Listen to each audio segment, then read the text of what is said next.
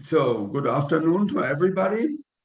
I just took a rapid look at my meteorology app on the cell phone, and I see you have it's not too hot in Tiruchirappalli, Yes, and it's raining, isn't it? it's cloudy, sir, here. Yes, Okay. rain. Here is a sunny day, and it's 20 degrees or something like that. Okay. Okay. Ah, Before I start with the argument of today, immune therapy, immune checkpoint blockers, last time I didn't really answer the question on stem cells. And I didn't do so. I didn't talk much about stem cells. If you remember the hallmarks of cancer, you won't find the stem cells in the stem cell theory in the hallmarks, and it's still much debated. So in the beginning, there was the conviction of many that only a small part of each tumor has the potential to renew the tumor, to build other tumor cells, but that the mass of tumor cells cannot proliferate and cannot reconstitute the tumor. And that most of the failure of therapy is due to the fact that the tumor cells are affected, but not the tumor stem cells, because like most stem cells, they live in a niche where they are protected from anything, in a hypoxic, not very vascularized niche, so that they don't receive all the drugs that are being used to treat the tumor. But still, this theory has not shown so many applications in the clinics. And I think we still cannot be really sure to which extent this applies to each single type of tumor. So there are certainly tumors that have very clearly stem cell characteristics, but there are other tumors that don't. So that's why I didn't go into detail on the stem cell theory. The future will show how important it is. So to start with the immune fundamentals of immunotherapies for human cancers. The first question is why, excuse me. yes, please, sir, please. Something not working. I don't come to, why doesn't it disappear here? Is it okay, sir? Yeah, I don't get to the point where I can do the, okay, let's do like that. Okay, can you see it? Can you see the presentation? Yes. Okay.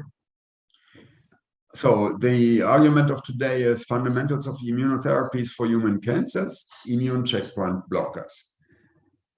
So why, among all the hallmarks of cancer, why do I speak on immune checkpoints, on immune escape of the tumor? And that's very simple, because I have talked of all these hallmarks, apoptosis and cell signaling and so on. And in the last, let's say, 30 years, we have studied in very much detail all these different hallmarks, and therapies have been developed. But in the clinics at the end, the successes with these therapies were relatively limited. So I remember that I myself, with my then boss, Adriana Albini, was involved in anti-angiogenesis therapies. And in the 90s, this appeared as a real important study, because it's so evident that the tumor must feed itself. It needs blood supply, in order to obtain nutrients, and on the other hand, in order to metastasize. So cutting down angiogenesis was seen as a real important target for tumor therapy. But at the end, everybody knows bevacizumab, the antibodies against VEGF that were developed, and at the end, but they had not so an important impact in the clinics. I remember that, for example, in breast cancer, bevacizumab just determined 2 months of progression-free survival without affecting overall survival. So that means the patients who received bevacizumab didn't live any longer, but they had a later progression towards death, and then it was more rapid. So it was not really a success story. So I'm talking on immunotherapy because it has really made a difference in tumor therapy. We have today patients, for the first time, metastatic patients who are completely cured. At one of our last meetings on immuno-oncology in Siena, which we held each year in Siena, the immuno-oncology think tank organized by Michele Maio, who is a collaborator of mine. There was a young patient, 20-year-old lady, who was at the end of her life a couple of years ago. She was full of metastasis from melanoma, the whole body covered with metastasis. And the physicians had told herself and her parents that there's nothing to be done anymore. She was on palliative care.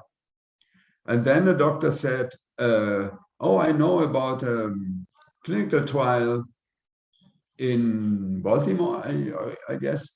Why don't you try to get into this clinical trial?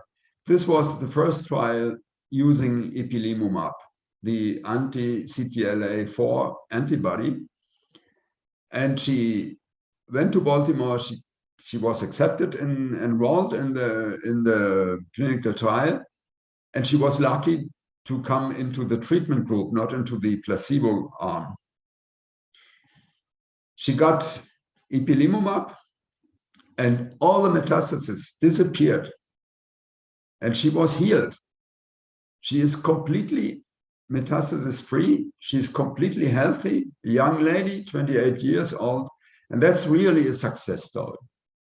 That's why we think today that immunotherapy, especially immune checkpoint blockers, are the road that we should take. So stories like this story from that young lady are the exception. Not all, not so many patients have a complete remission after the therapy, but there are complete remissions. So we know it is possible, and we have to study how we can obtain more such events in more patients. That's I would like to deepen our discussion on immune checkpoint blockers, on immunotherapies for human cancers, because I think it's a real important thing.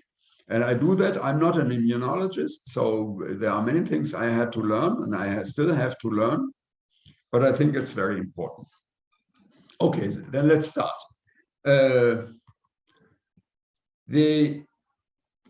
That's the cancer immunity cycle. How can I get rid of?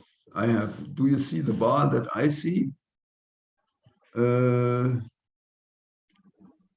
we could see your cursor. Yes, but I see the bar. You don't see the bar of the, okay, so that's okay. Okay, let's start at point 1, release of cancer cell antigens. In any cancer, cells are continuously dying. That's absolutely normal because part of the tumor is not well vascularized and there is necrosis, there's apoptosis. induced apoptosis, maybe apoptosis induced by immune cell killing of tumor cells. But in any way, there is always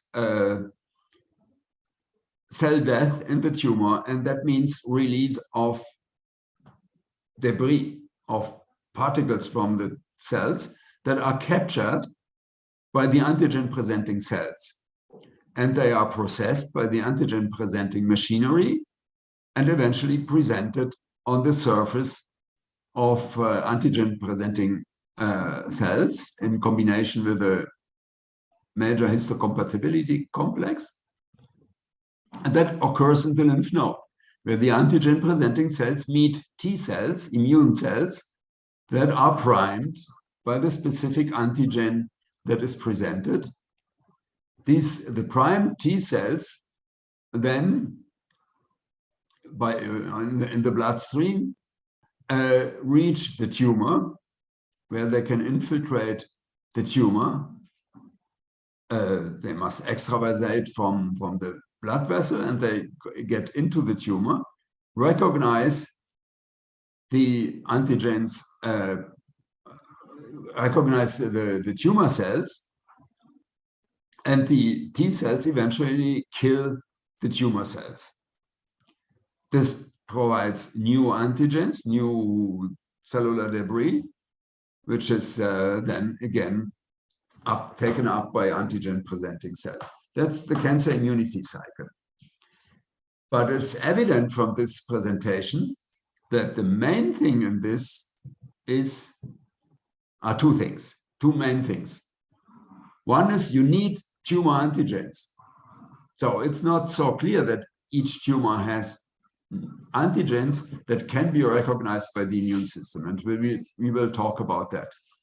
And on the other hand, you need functional T cells. You need antigen-presenting cells and functional T cells. And so there are many points where the system can fail and where the tumor can evade immune recognition and become resistant to the immune system. If there wouldn't be this cancer immunity cycle, most likely we all would be plenty of cancers. Everybody would have cancer, everybody would die from cancer. So essentially, as I said last time, cellular transformation is not rare, it's frequent, but it's normally controlled by the immune system. And we don't have cancer because our immune system is working. So if I come back to the question, what causes cancer? The immunologist would say, because the immune system has failed. So that's an extremely important aspect of cancer development. Okay, the T cells that have anti-cancer activity are regulated. They need activating receptors, and they can be inhibited by inhibitory receptors. One is asking why? Why should we have inhibitory receptors? It's so nice that the immune system controls everything. That's simply because in overthrown immunity, we know it as autoimmunity. So these inhibitory receptors essentially have evolved to control the action of the immune system. That after each stimulation, there's a downregulation in order to make sure that no immune reaction will overthrow and eventually develop into autoimmune disease. So it's a very fine tuning between activation and inhibition that keeps our immune system at its precise function.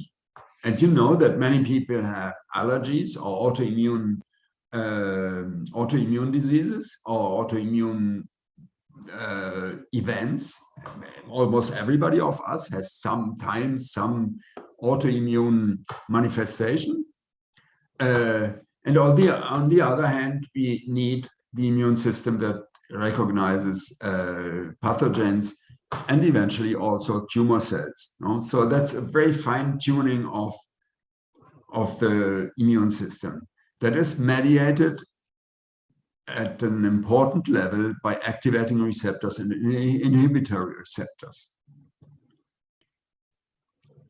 So essentially, the inhibitory molecules can directly reduce the expression of the T cell receptor and the T cell receptor signaling. So in order to recognize a tumor antigen, the tumor antigen is bound to the major histocompatibility complex and is presented to the T cell. The T cell has a T cell receptor that recognizes the antigen when it's bound to the MHC. And it has co-activating receptors and inhibitory receptors. So the inhibitory receptor can directly reduce T cell receptor expression and signaling. It can compete for shared ligands. Some activating receptors and some inhibitory receptors share the same ligand. It can disrupt homodimerization of activating receptors or inhibitory receptors. And at the end, it can modulate the function of ligand-expressing cells, so essentially the cytokine production of these cells that further stimulate the immune system. So there are very complex interactions between the antigen-presenting cell and the T cell. So the blockade of CTLA-4 and PD-1, PD-L1 signaling, that are the first two immune checkpoint blockers that have been developed. No? These two checkpoints, CTLA-4 and PD-1, PD-L1. You have a priming phase where the antigen bound to the MHC is presented to the T cell.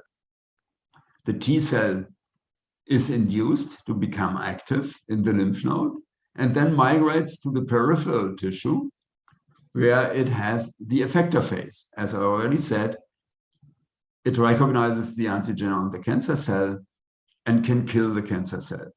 And as I told you, the recognition of the antigen on the major histocompatibility complex by the T cell receptor is coadjuvated by activation signals, for example, B7 and CD28, and it can be interrupted by inhibitory signals, for example, when B7 is bound by CTLA-4. This inhibitory interaction can be disrupted with antibodies against CTLA-4. And these antibodies, so antibodies against human CTLA-4, produced as humanized antibodies, monoclonal antibodies, are essentially was essentially the first immune checkpoint blocker. So we inject these antibodies in the patient. The antibody binds to CTLA-4, interrupts the interaction with B7, and the activation of the T cell can occur. In the effector phase, again, we have the interaction of the T cell receptor on the T cell with the major histocompatibility complex and the antigen that is presented by the tumor cell. And you have negative regulation by an interaction of PD-1 on the T cell and PD-L1, the ligand, on the tumor cell. So the tumor that produces PD-L1 can grow because it can block T cells. If there would not be PD-L1, the T cell would act to destroy the tumor cell. And again, we can disrupt this interaction between PD-1 and PD-L1 with antibodies. And in this case, we have antibodies against PD-1 and against PD-L1. So why don't we have antibodies against B7? That's very easy, because B7 is also an activation signal. That would not be useful to block B7. But in this case, the system PD-1, PD-L1 is always a negative regulation of T cell function. So the antibodies can be made against the receptor or the ligand, and they both have the same function to disrupt the inhibitory interaction between PD-1 and PD-L1. That's essentially the therapies that are available today. That were the first two. In fact, that was a great breakthrough celebrated by science and by nature, immune checkpoint blockage in cancer. It's a paradigm shift in cancer therapy. And in 2018, due to the success, the Nobel Prize in Physiology and Medicine was attributed to James Allison and Daisuke Honyo, respectively, the developer of anti-CTLA-4 antibodies and anti-PD-1 antibodies. So you can see that the scientific community celebrated this. Everything started long time ago in the 80s, when the CTLA-4 gene was cloned and later the PD-1 gene. The ligands of CTLA-4, B71, B72 were identified in 91. The function of CTLA-4 was demonstrated in vitro and in the knockout mice, and the efficacy of antibodies in a mouse tumor model was already shown in the late 90s, when similar things were done for PD-1 and the PD-1 ligand PD-L1, and so forth. We go to all the way to the approval, survival as demonstration of survival benefit in all the clinical studies, and come up to the approval by FDA and by all the other regulatory agencies. And here you can see the timeline of these regulatory, I have to move the bar, that is in the wrong place. Okay, so you can see the first application in patient of ipilimumab, the anti-CTLA-4 agent, was in June 2000, and it was approved for melanoma in 2011. Nivolumab, anti-PD-1 antibody, was first tested in 2006, and then approved for melanoma, non-small cell lung cancer, renal carcinoma, and many others later on. And again, the combination of the two was first studied in 2009 and approved for melanoma in 2015. And there are other antibodies against the same antigens. So why the combination? I go back to this slide. Why the combination? Because as I told you, they essentially act in two different phases, in the priming phase and in the effector phase. So I can inhibit the priming of the T cell by recognizing the antigen presented by the dendritic cells, and I can interrupt the whole thing, inhibiting the effector phase by interrupting the interaction of T cells with the cancer cell. So the combination of the two drugs, ipilimumab and nivolumab, appeared as a very promising therapy, and in fact it turned out to be so. But PD-1, PD-L1, and CTLA-4 are not the only immune checkpoint blockers. We have many more, and that's not even, that's a pretty comprehensive list of such pairs of receptors and ligands of immune checkpoint blockers. In the meantime, LAG3 has reached the clinics. It has been approved for melanoma, antibodies against LAG3, and TIGIT, I'm not sure, but it should be close to the approval for treatment of patients. But you see that we have still many other molecules that can be targeted, and that's very promising, because one of the ideas is that those patients that do not respond to anti-PD-1, anti-PD-L1, and anti-CTLA-4 therapy might respond to other checkpoint blockers. For example, uveal melanoma. You know, melanoma is the cancer that has best responded to immunotherapy. But uveal melanoma does not respond, does not really respond, with very limited effects on uveal melanoma. But for example, uveal melanoma cells normally express LAG3. So we hope that LAG3 can make a difference even in uveal melanoma. And so most likely the future will be that we study each tumor, each single tumor, and each single patient according to the expression of immune checkpoint blockers, and then we decide therapy. That's, let's say, the future, the near future, because already today we have to decide. So right now we use a combination of PD-1 and anti-CTLA-4. So there's nothing really to be decided. But now we have also LAG3, so we have to decide whether to start with LAG3 or whether to start with PD-1 anti-CTLA-4. And we have to test all the combinations. And that most likely should be done on a patient-specific, on a personalized base. So what do they do in the clinics? And I think that Professor Selvamani will talk more in depth on that.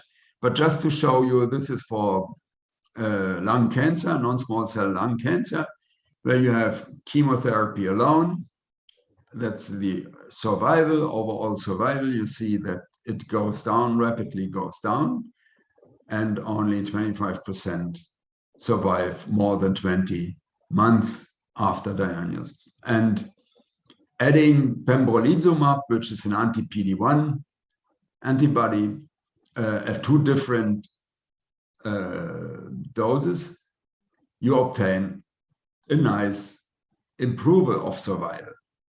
And that's actually the point what I told you, that we obtain important results, but not in all patients. So there's still much to be done before we can say 100%, if ever. But let's say the majority of patients has a survival effect and a long-lasting survival effect. Similarly, that's the combination of nivolumab and ipilimumab, anti-PD-1 and anti-CTLA-4 antibodies in melanoma, where you see that the combination has a clear advantage over ipilimumab alone, but also over nivolumab alone. So you obtain something more by the combination of the 2 immune checkpoint blockers. And as I told you, that's really makes really the difference. That's a table with many data, ipilimumab alone, where you come up with a mean overall survival of 11.5 months. That's for melanoma, which is increased by higher dosage of ipilimumab. I don't go through the whole table here. The main point is that in the combination of nivolumab and ipilimumab, you come up to a 5-year progression-free survival of 36% and an overall survival of 52%. And that's really a revolution in melanoma therapy. Melanoma used to be an untreatable and very aggressively growing cancer that rapidly developed many metastases that at the end took the patient to death. And now we have 11.5% with a complete response. And that's really a big success. But it's 11.5%. So we have much to do to increase that number. And even if we speak on brain metastases, which are often the cause of death for melanoma patients, because many other metastases can be removed, or they develop in organs, or in this, they often develop in the skin itself, where they do not condition the life of the patient. But if they develop in the brain, then survival was really short. And we have an intracranial overall response rate of up to 50%. In different, even 55, no, EP-Nivo, the combination, 46, 55, the two combinations of EP and Nivo, that's EP and ipilimumab and fotomustine. So chemotherapy, also 50%. So, and that's really a success story. So the survival of melanoma patients with brain metastasis has dramatically changed from a few months of survival to years of survival. And what is interesting is that if you compare intracranial and extracranial metastasis, the effect of the therapy is better for extracranial metastasis, but it's almost similar for intracranial metastasis. And this was by no means so clear before we had these data, because you know of the blood-brain barrier, and it's not so easy for antibodies to cross it. On the other hand, antigen presentation can occurs outside of the brain itself. So the T cells can be primed even if the antibody does not cross the blood-brain barrier. But at the effector site, the antibody should be present. And that's a big success too, and might also depend on the leakiness of the blood-brain barrier in cancer patients. So the real thing about immunotherapy, if you compare to targeted therapy, and this would be for melanoma patients, it would be anti-BRAF therapy, for example, where you observe an early effect on survival. So patients survive better immediately after the start of the therapy, but by the time the therapy comes close to the survival values of untreated patients. So targeted therapy acts rapidly, but the tumor, the metastasis, rapidly develop resistance, mostly within a year or within 2 years. So targeted therapy has determined great survival advantages in melanoma patients, but it is very limited. Instead, immunotherapy, we don't observe an immediate effect, but we observe a long-term effect. So that's the 11.5% of complete response. And that's the real success story.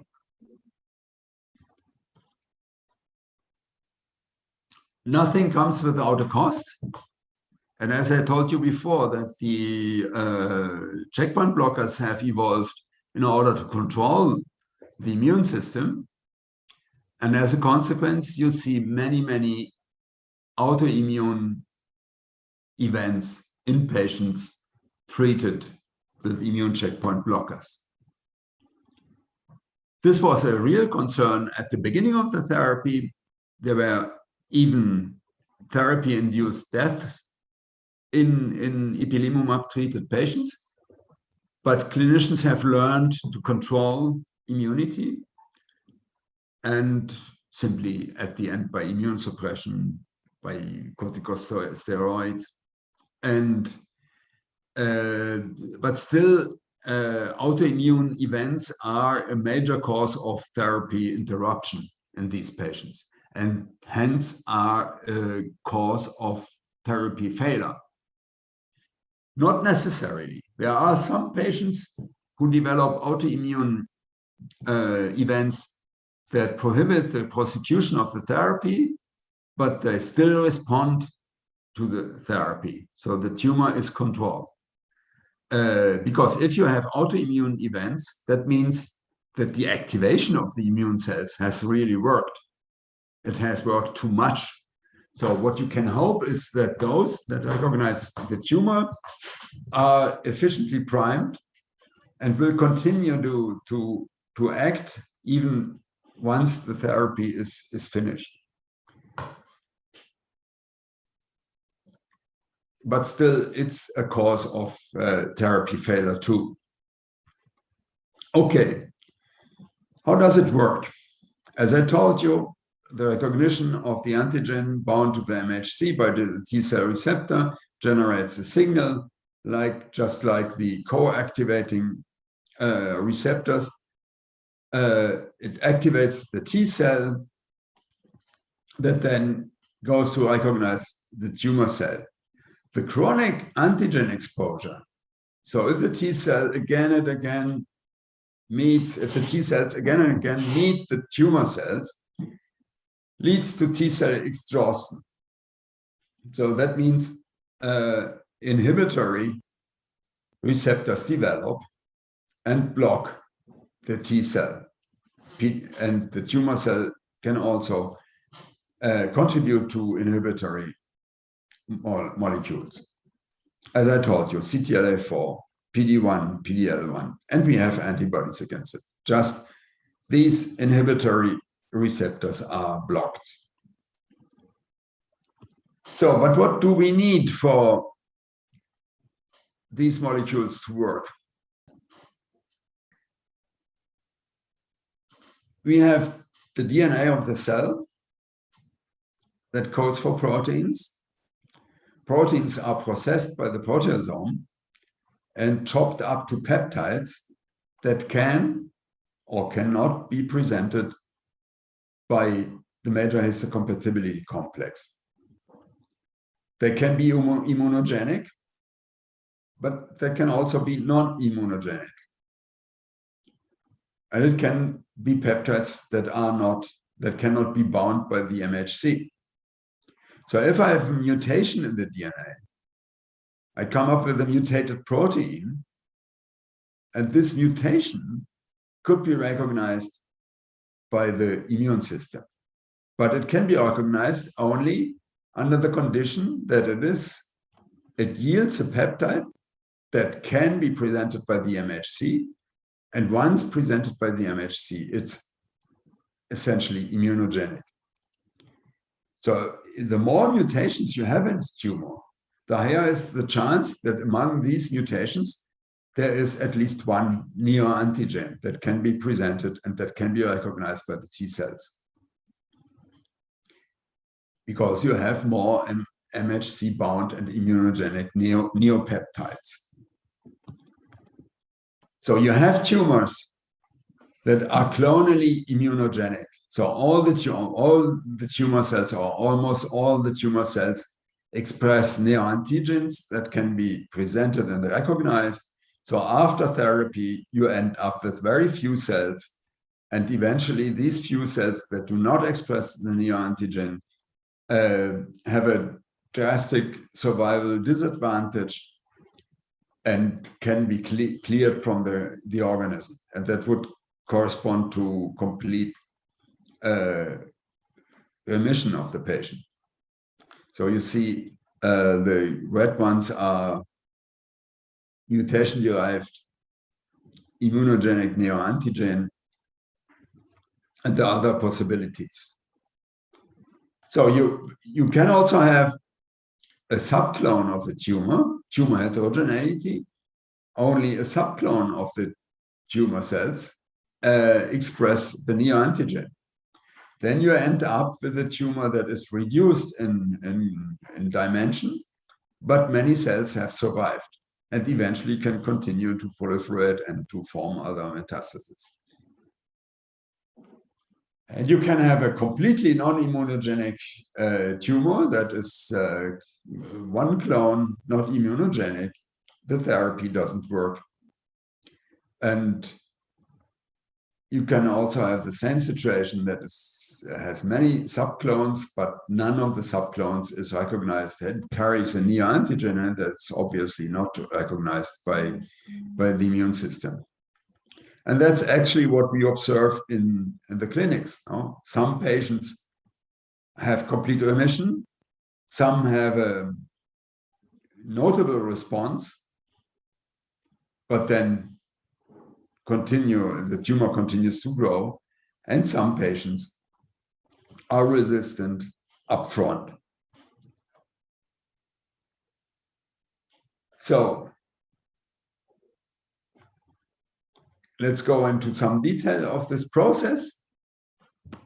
We have a mutation that creates, let's say, an amino acid substitution, a non-synonymous single nucleotide variant.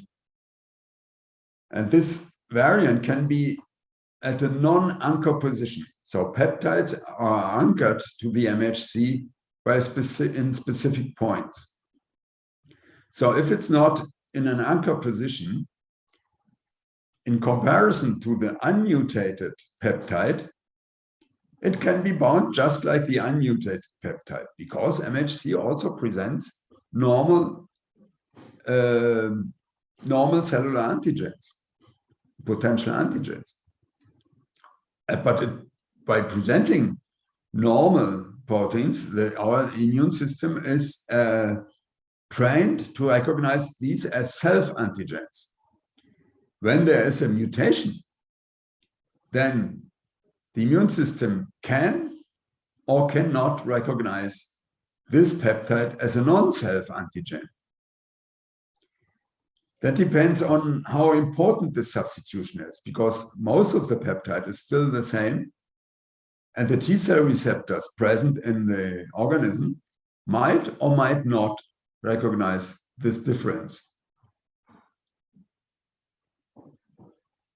So you can also have mutation of a whole bunch of amino acids. For example, when you have frame shifts or insertions, deletions, no? You have a completely different peptide that still binds to the MHC, and this is much likely to be recognized by the immune system.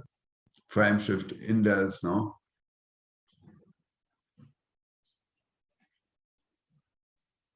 So you can, in this case, I was wrong. This is frame shift and indel, where you have a completely new peptide. This is the situation where you have an SMB at an anchor position, and you create a new anchor position. So a new peptide is presented to the cell, even if it's not much mutated. It's novel to the immune system because it has never been presented to the immune system. And you can have epigenetic reprogramming. And that's what we will talk about on next Wednesday. So essentially, you can have a peptide that normally is not expressed in an adult body. And so there has not developed tolerance against it because the immune system has never seen it.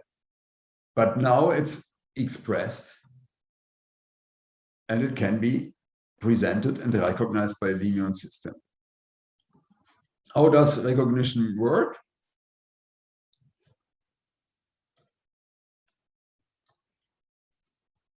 Again, we have the peptide presented by the MHC to the T-cell receptor. MHC has a high diversity. We have 3 loci, ABC, and each individual has 2 loci, and we have many genes because the HLA locus is among the most polymorphic loci in the human genome. So we can this constitutes many proteins, different proteins, encoded by the HLA locus, and you have 10 to 20, say about 10 to 10 to 20 possible combinations. So many, many combinations. And on the other hand, you have the T cell receptor diversity that is created during T cell receptor rearrangement, where you have alpha chains and beta chains, and they are the product of two recombination events, where one of many of 70 V alpha genes is combined with J61J alpha genes, and on the other, the beta chain, is a recombination of V, D, and J chains with many, many genes, so that you have 4,270 alpha chain possibilities and 1,352 beta chain possibilities. And these can be paired, leading to 5.8 per 10 elevated by 6 possible alpha beta chain pairings.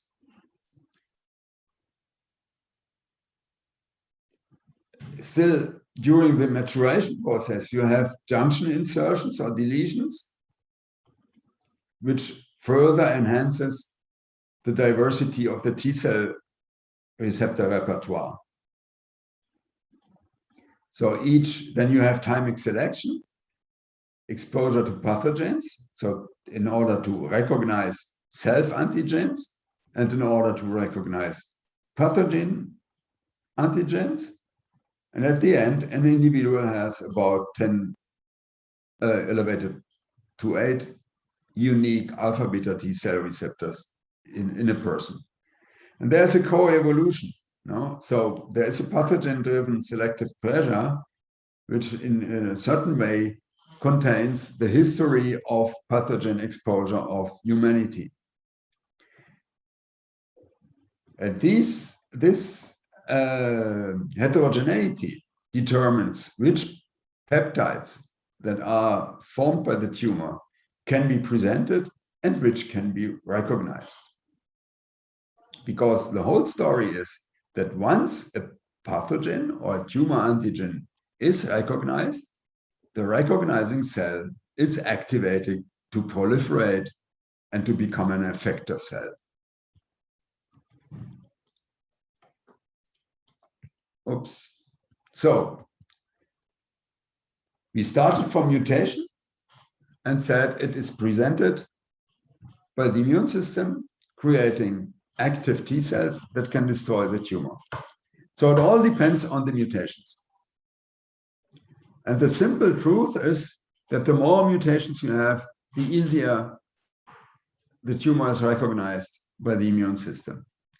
But we have very different tumor burdens that we observe in the different tumors, which on its behalf depends on the mechanism at the base of the tumorigenesis. You have tumors where you have where you start with a mutation of mismatch repair genes, and then the tumor accumulates many mutations. Sorry.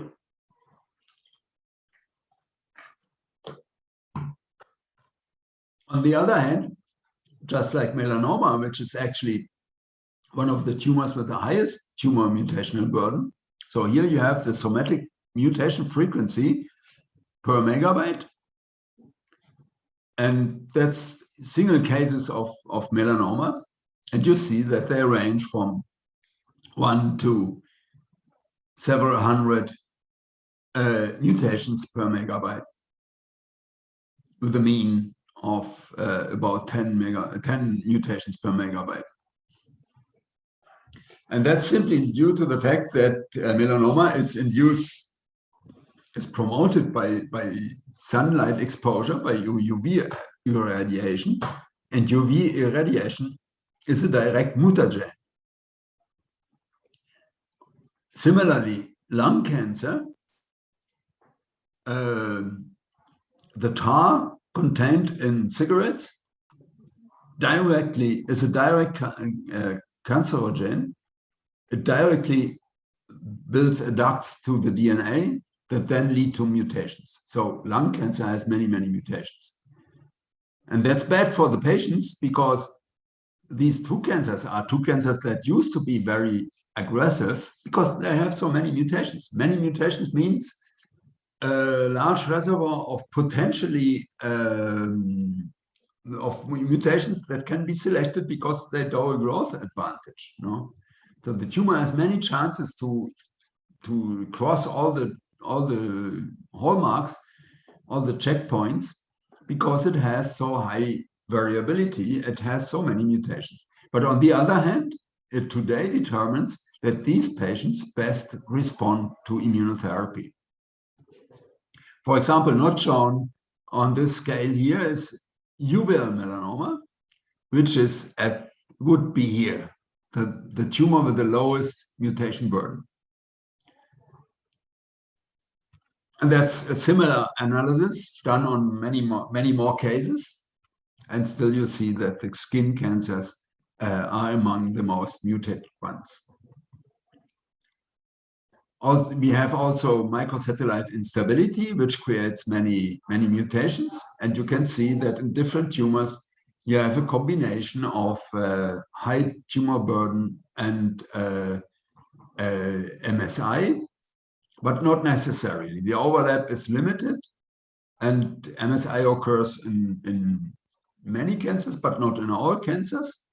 You remember, microsatellite instability is the instability of short repeats in our genome, which happen to also happen to occur in coding sequences. And microsatellite instability is caused by mutations in repair genes, DNA repair genes. So it happens only in some cancers, not in all cancers, and sometimes you have MSI combined with a high tumor mutation burden, but not always. No. And most of the cancers even if they have a high tumor burden, they are MSI stable. No. And MSI, different to the general tumor burden, MSI, because it's an ongoing process, and it causes many events in which the tumor cell undergoes a mutation that is not compatible with the life of the cell, and the cell dies. So MSI cancers normally have a slightly better prognosis because the tumor tends to eliminate itself.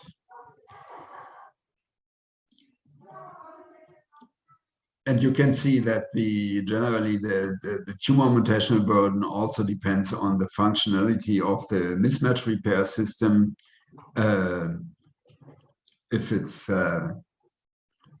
and on the polymerase epsilon mutations now that in MMR mutated cancers or in poly mutated cancers, you have higher tumor mutational burden. And that's another cause of mutational burden. If you have mutations in the promoter of the PMS1 homolog 2 mismatch repair system component, where the hotspot mutations occur in these regions of the promoter that induce this gene, and if it's induced, you have a higher tumor mutational burden. So the system of mismatch repair works by the recognition of a mismatch. Here you have the mismatch, which is recognized by the protein MUT-S and PCNA, which then recruit MUT-L. MUT-L can excise the mismatched nucleotide and recruit XO1, which digests a whole stretch of DNA that is eventually repaired, reconstituted by the DNA polymerase delta. And then you have a DNA ligase 1 to ligate the repaired strand, and you have DNA repair. As I told you last time, mutations tend to accumulate mutations because often the growth signal overrides DNA repair signals. So normally when there are mutations in the DNA, cell cycling is interrupted until the DNA is repaired. But this system of control, which is essentially due to p53, can be overridden by the tumor system when proliferative signaling is high and the control of apoptosis is compromised. Okay.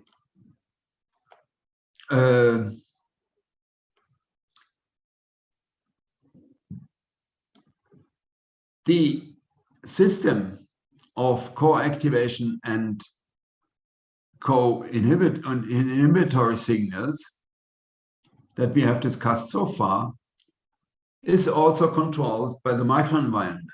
So we have resistance to immune control by cells of the microenvironment, especially myeloid-derived suppressor cells, macrophages, regulatory T cells, and also fibroblasts.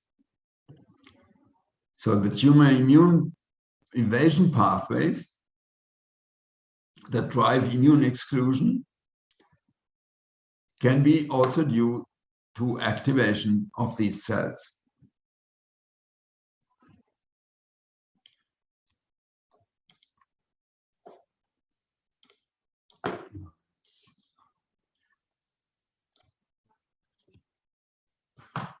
So if we look at response and resistance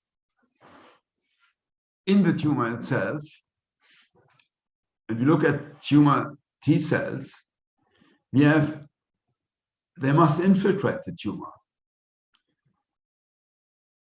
They must have enhanced effector function and increased clonality, because you have specific antigens and you expect specific T cell receptors to recognize these antigens, and so you expect an increased clonality and the greater stemness. So the cells must be capable to proliferate, and they may not be exhausted. So on the other hand, if you have a lack of intratumoral infiltration, if the effector function is in some way compromised, or you don't find an increased clonality, or the cells are not able to generate effector cells, or they simply do not work anymore because they are exhausted, then you don't have an immune response in the tumor. On the other hand, the tumor cell itself, as we already said, must show the antigens. It must have an increased tumor mutation burden, for example, by mismatch repair deficiency.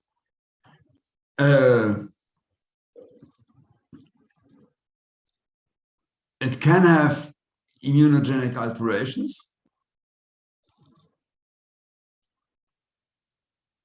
It depends also on the mutational signatures. So how the mutations are brought about, by which carcinogen, smoking, ultraviolet light, and you can genomic upregulation of PD-L1. So that's the response of the tumor cell that can, and you can modify the chromatin.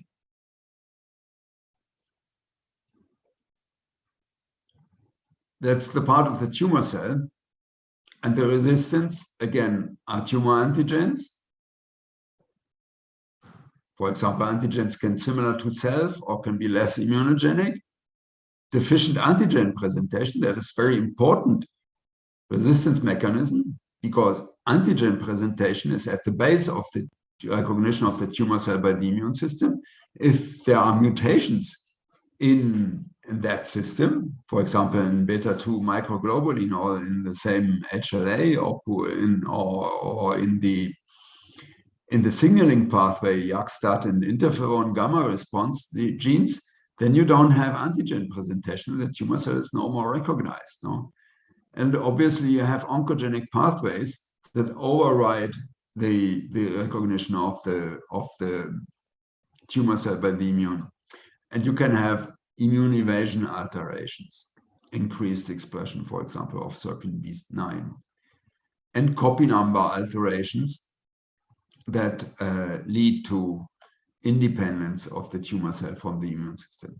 And at the end, you have, in the microenvironment, you have immune suppressive stromal cells and immune suppressive immune cells that are characterized by specific transcriptional signatures. Now, so you have many, many possible failures of the recognition of tumor cells by the immune system. And so it is relatively easy that a tumor evolves towards immune evasion.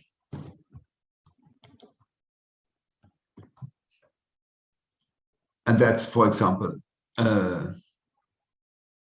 we have genomic correlates of the response. So, for example, you have the interferon gamma signature, interferon gamma receptor, and the whole signaling system that you can analyze where, which are characteristic of the response.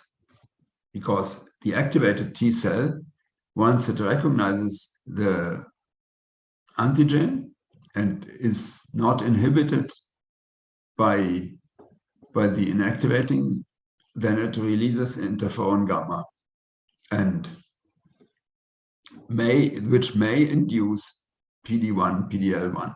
So that's part of the regulation of the immune response.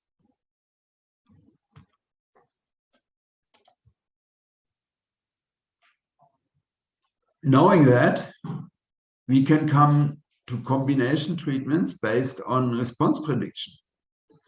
Because if you know that, for example,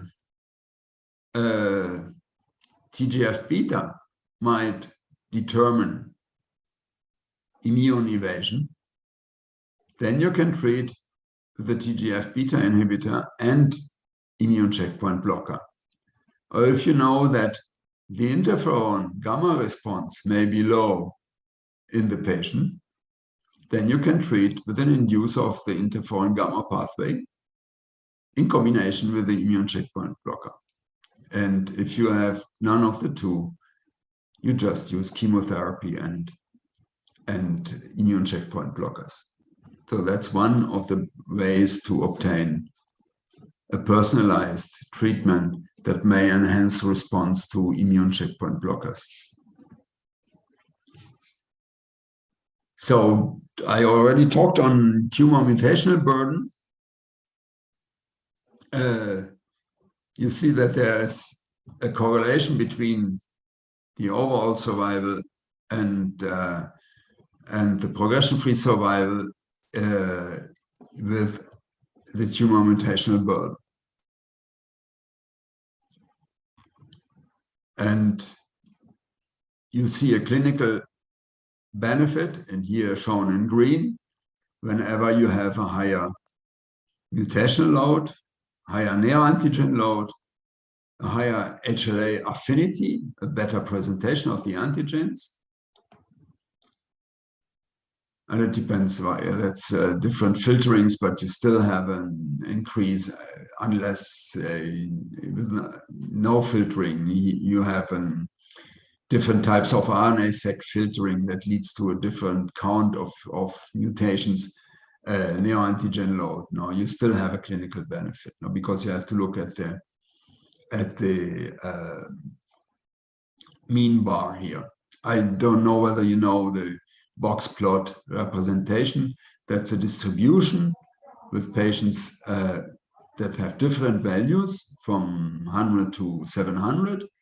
And we show in the box the 50% of the patients with the mean value here. And the upper bar are the 25%, the first quartile, highest quartile, and that's the lowest quartile, the 25% with the lowest value. So when you look at the mean bar, you can see the real effect. Okay, one word on the microenvironment. we have many, many cells that contribute to immunity in the tumor. We have the dendritic cells, the antigen-presenting cells. We have T helper cells, different T helper cells. We have CD8 T cells. We have T regulator cells. We have monocytes and macrophages. And we have NK cells. And we have myeloid-derived suppressor cells and neutrophils. And that determine a balance that decides whether the microenvironment is pro-tumoral or anti-tumoral. And we have also the respective cytokines, interferon gamma, interleukin 21, and here interleukin 10. And you also have B cells that release antibodies. So what happens in immune cell-mediated resistance is that you start from a naive T cell that develops into a memory precursor T cell. And this memory precursor T cell can develop into an effector T cell and also in a memory T cell population. So that's effector memory and that's central memory, because the central memory can become effector T cells. But you can also, from the naive T cell, come to a potentially pre-exhausted T cell, and then to a really exhausted T cell, which eventually can be, we hope so, be retransformed into an effector T cell.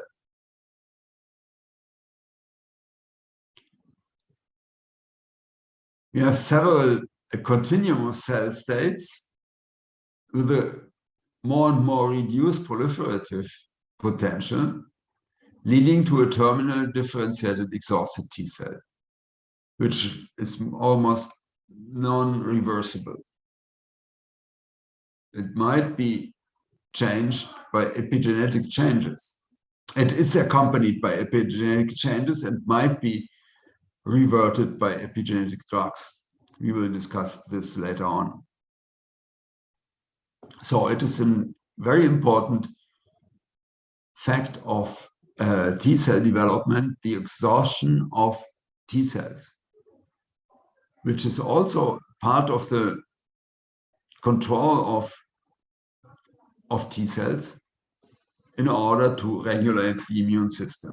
But the tumor can exploit this control to induce exhaustion of T cells in order to escape immune control.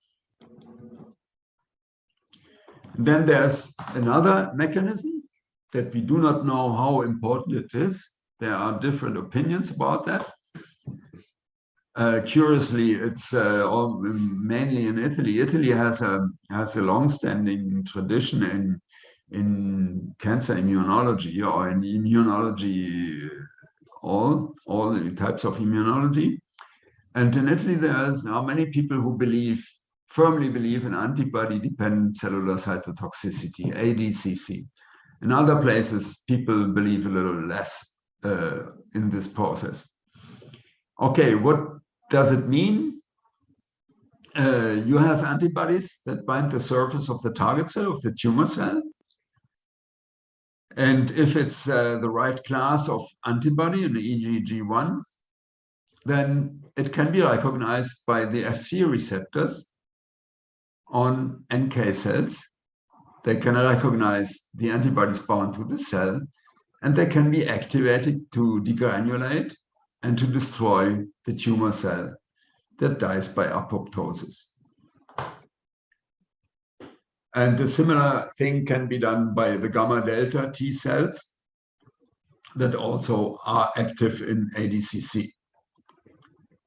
Okay. Let me go right to this one.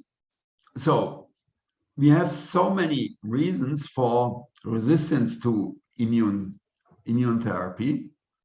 You can have a low mutation burden. You can have from upstart high PD-L1 expression that brings the T cells to exhaustion, but then you might respond to the treatment. If resistance of the tumor to the immune system relies on PD-L1 expression, then the anti-PD-L1 antibody might work. Copy number variation has normally an association, a negative association with clinical outcome. It can be prognostic of the response. HAL class 1 diversity, which is positive. Loss of heterozygosity as HLA1 class 1 alleles is an indication of selective tumor growth. So the tumor that by chance has mutated one allele has grown. So it's associated negatively with response to therapy. The T cell repertoire clonality change. So the more T cells you have, different T cells, the more you have a chance to have one that can work. And T cell inflamed microenvironment, if the inflammation is anti-tumoral, that's positive. You have mutations in the general control of the immune response. So the negative response can, if it's mutated, that's a positive signal. The gut microbial diversity also has been shown to be positively related with the response.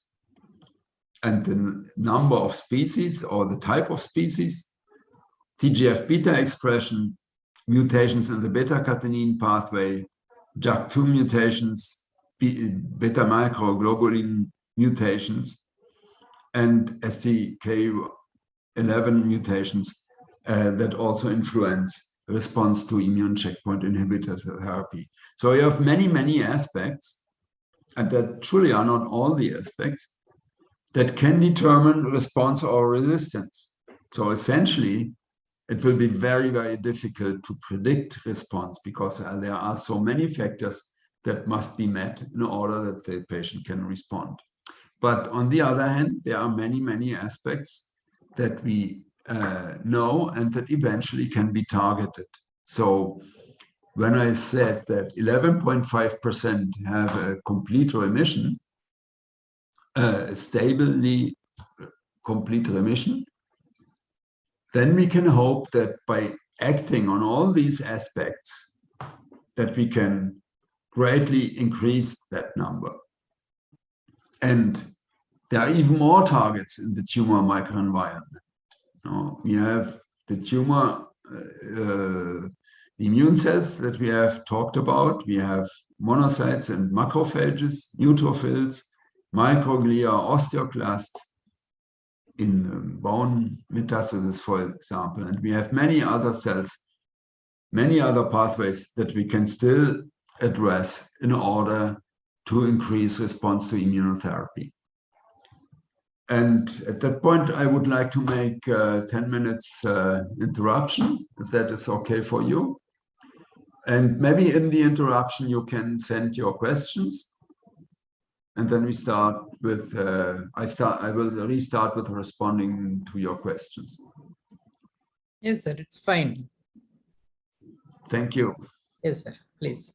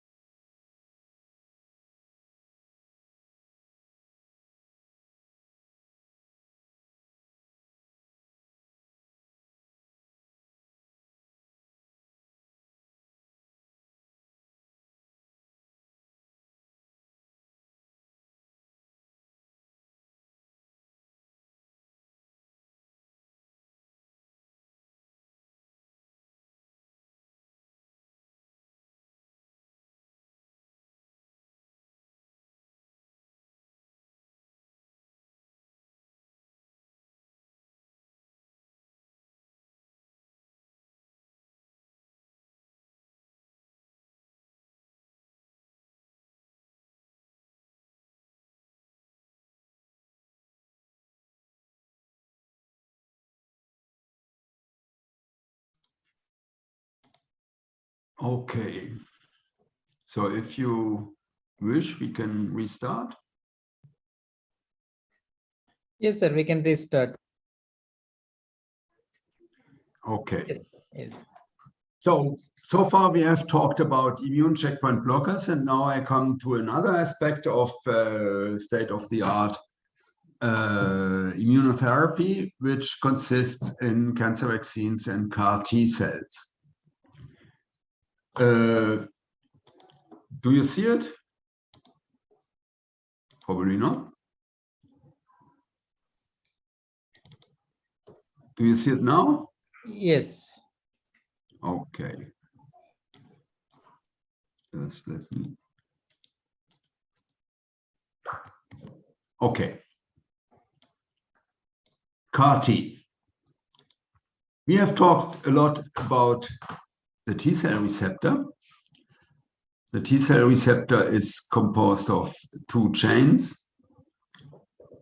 It's a complex, alpha and beta chain, and epsilon delta and gamma epsilon dimers, and an intercellular part, the theta part.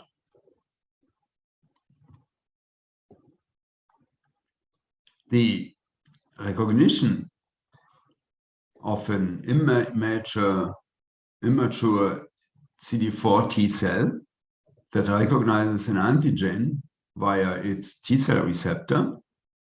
So this recognition means that the T cell, by chance, has a T cell receptor with a certain combination of VDJ chains and a certain one of the many T cell receptors of the repertoire of the organism, and just by chance it happens to recognize the antigen presented by an antigen presenting T cell. That leads to the maturation of helper T cells, Th1 or Th2. And on the other hand, if you have an immature CD8 T cell that recognizes via the T cell receptor, it recognizes the antigen, then it develops into a mature cytotoxic T cell. So that's the perfect way to recognize a tumor. You have an effector cell and you have a helper cell, and you can kill the tumor. Obviously, there is a whole bunch of intracellular signaling between all these events. I don't want to go into detail, but you recognize many of the known immune-related pathways here, essentially MAP kinase signaling, NFKB signaling, calcium signaling pathways that transmit the signal, because not only the antigen is recognized, but the antigen recognition induces a cascade of events in the T cell that leads to its activation. And we have, as we have learned, we have co-stimulatory molecules on the surface of dendritic cells and receptors on the T cell. And this can be, the antigen can be presented by MHA class 1 and class 2, and there the binding is different in the two cases for CD8 and CD4 cells. So the idea behind CAR T cells is simply, why shouldn't we create a T cell receptor that is specific for the tumor, and then introduce this specific T cell receptor into a T cell, expand this T cell, and then we have a T cell that can recognize the tumor and can destroy the tumor. And that's where chimeric antigen receptor T cells have been invented. So there are chimeric antigen receptors are receptor proteins that have been engineered to give T cells the new ability to target a specific protein.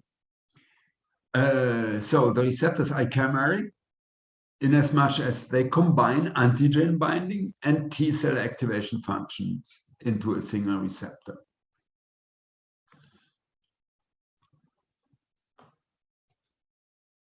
In therapy, when you treat a cancer patient, you collect blood cells to obtain T cells. The T cells are separated from the blood, and they are genetically altered to have specific receptors called chimeric antigen receptors, CAR. Then you have CAR T cells. So you introduce a chimeric antigen receptor. You grow these cells in vitro to have many, many cells, obviously in conditions of good manufacturing practice. And then you reintroduce these modified T cells in the patients who eventually will respond to therapy. So that's very, advanced therapy. And essentially there are two ways. You can use, so it's applied today for leukemia and lymphoma and myeloma, where classical antigens are used, not patient-specific. So you use antigens that you know are often expressed by these blood cancers, because you can imagine the ultimate approach would be to develop a CAR T specific for the antigens expressed by the tumor of the patient. So essentially to produce a CAR T for each patient, for each tumor. But you can imagine that this is maybe, I don't know, in future it may be possible, but it's very, very cumbersome because you have to do all the procedure for each single patient. And that means all the genetic engineering and the cellular engineering. Whereas today you have only the cellular engineering, because you take the T cells, you must take the T cells of the patient, and then you introduce the CAR T, but that's standard. No? So you have one step less. So you have CAR T cells have a single amplification from synthetic biology. You can control avidity. The CAR targets surface structures of the tumor cell, mainly proteins or glycans, has an MHC independent recognition of tumor targets, and persist for very long.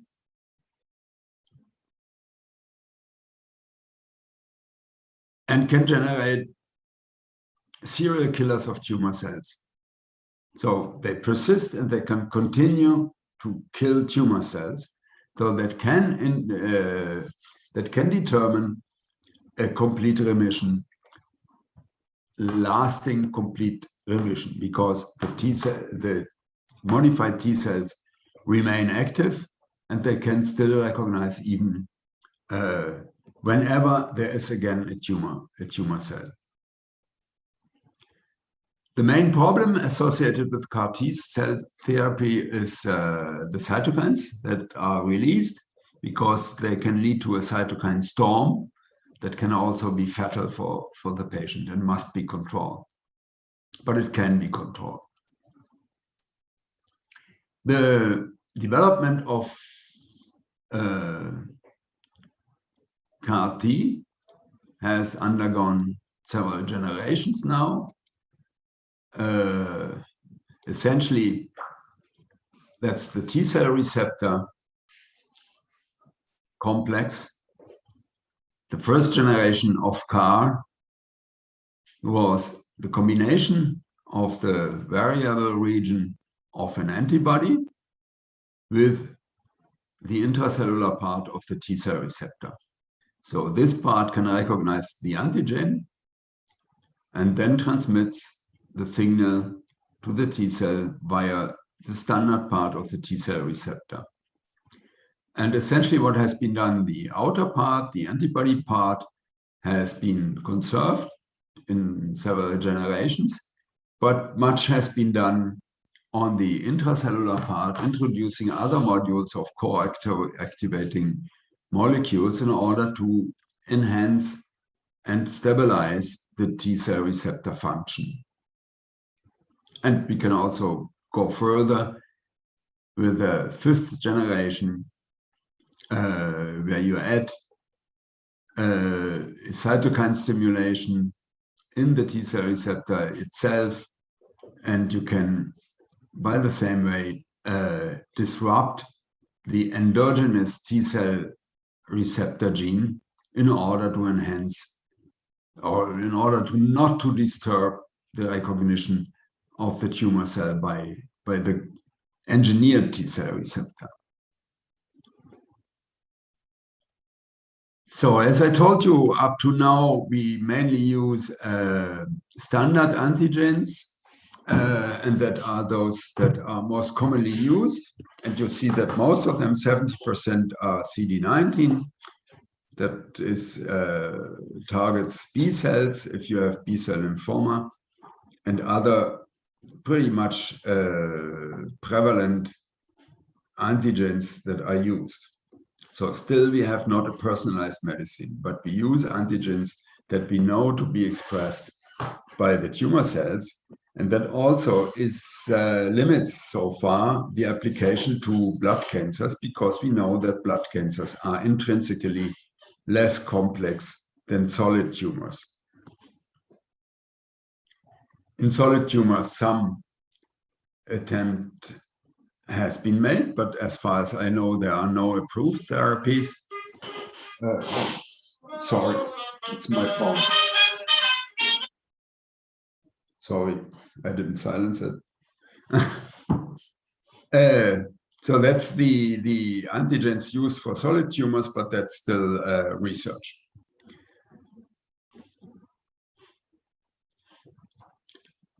Okay, you have the cancer cell, MHA class 1, the peptide that is normally recognized by a T cell receptor.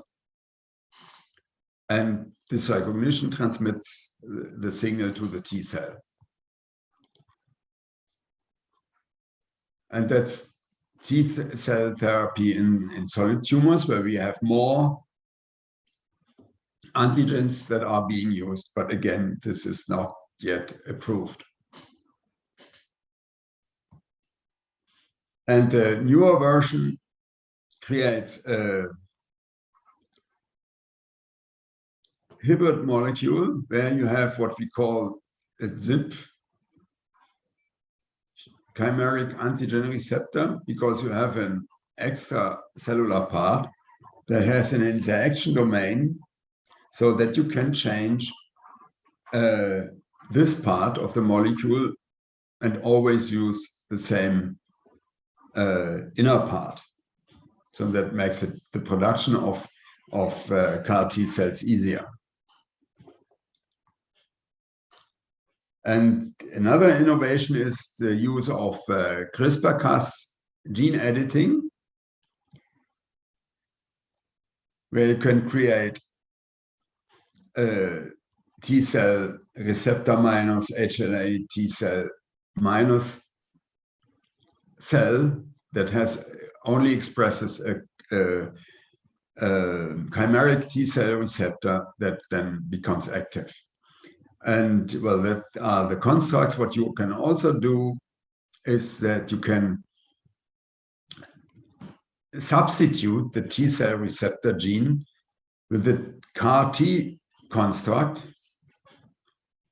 by CRISPR-Cas. So you insert the engineered chimeric antigen receptor, you insert it directly in the same locus as the T cell receptor. And this has been shown that it produces more longer lasting responses in patients who have obtained this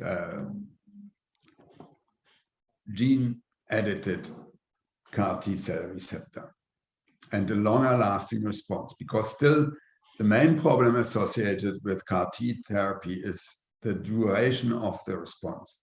But if you have, that's shown here, if you substitute the endogenous gene, you get more T cells, CAR T cells, and longer lasting CAR T cells in the patient. So the problems, as I said, are related with cytokine release syndrome that can be controlled, development of anti-CAR idiotypic antibodies. If you use a murine SCFE part of the T-cell receptor, but that can be controlled by using humanized part, a lack of persistence of CAR T cells. And there we have still to understand all the mechanisms, but for example, as I said, that maybe largely depend on the strategy of engineering that is used.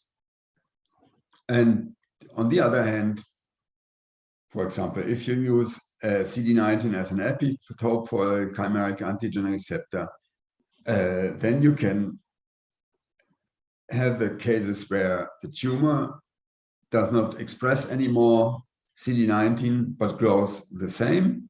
And then obviously the therapy doesn't work anymore. And eventually you might target two different antigens on the same tumor.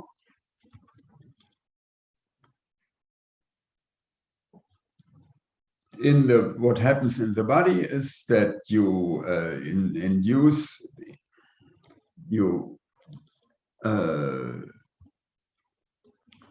you have the engineered CAR T cells in the blood, and then they can show neurotoxicity due to invasion in the brain that can be even relatively severe, because you can have increased vascular permeability due to the cancer itself or due to the therapy, and you can have the problems associated with the production of inflammatory cytokine release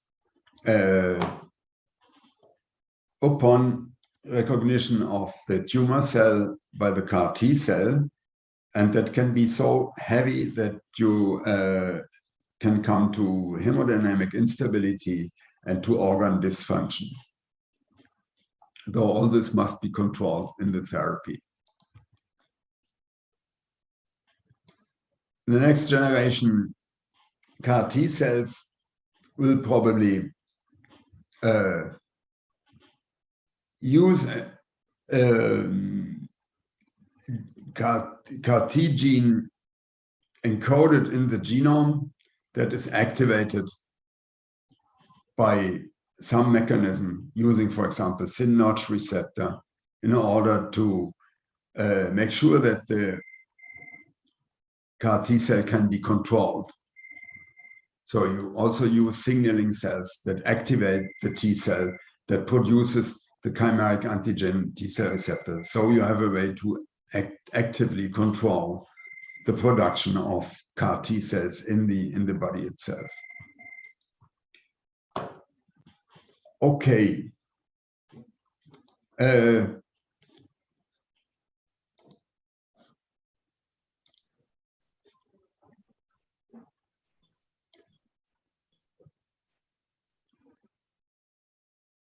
So I come to your questions. Yes, sir. You have two questions. Yes.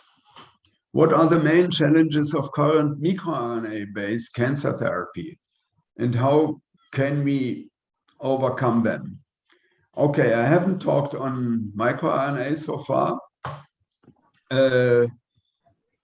As far as I know, there are no therapies approved based on microRNAs. I think that the major problem with microRNAs is that normally a microRNA targets many genes. It can be dozens of genes, so that they act relatively unspecific. And I also think that control by microRNAs can easily be overcome by the cancer cell. So in my opinion, but I may be wrong, I don't see really a big chance in controlling tumor development by microRNA, also because you would need to deliver the microRNA to all the tumor cells. The real advantage of immunotherapy is that you have a very highly evolved mechanism that must make sure that all the pathogens are recognized in the body. So our immune system has evolved to eliminate all pathogens present in our body. And the same applies to the tumors. So it has evolved to detect all the tumor cells. Whereas all our attempts with gene therapy so far have the difficulty that they never affect all the cells. You can deliver your gene or your microRNA to some, but not to all cells. So you might have an effect on the cells that effectively receive the microRNA, but the others will continue to grow. And I think that will be very hard to overcome unless we find something completely new. The next question is, how do we identify gene mutations that result in cancer cells? I mean, diagnostic tools. So that is essentially be done by sequencing many cancers. And so here we are talking on driver mutations. Driver mutations have the characteristic that they are present in many cancers. So the more cancers we sequence, the more we will find genes that are often mutated and that are likely drivers. Then driver mutations are confirmed in the laboratory by transfecting cells with a specific mutation, with the gene carrying the specific mutation, so that you can classify it as an oncogene. And once you have done that, this can also become a diagnostic tool. So that means to classify tumors. So if you analyze the primary cancer and you can sequence this, you find the driver genes, and you can eventually classify the tumor into prognostic classes, or you can make predictions on response to therapy. Diagnostic in the sense to diagnose the tumor itself is not so likely, but it could be used for prognosis or for controlling minimal residual disease. So once you have removed the primary tumor, then you screen the blood for the presence of this specific mutation in order to realize once metastases are starting to grow, in order that you can intervene immediately.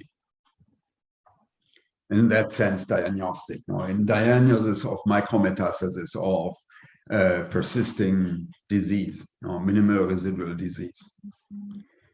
And then we have a third question: is there any way that we could increase the expression of tumor suppressor gene as a therapeutic? That's a good question. Let's say most of the times tumor suppressor genes are not simply silenced, but they are mutated.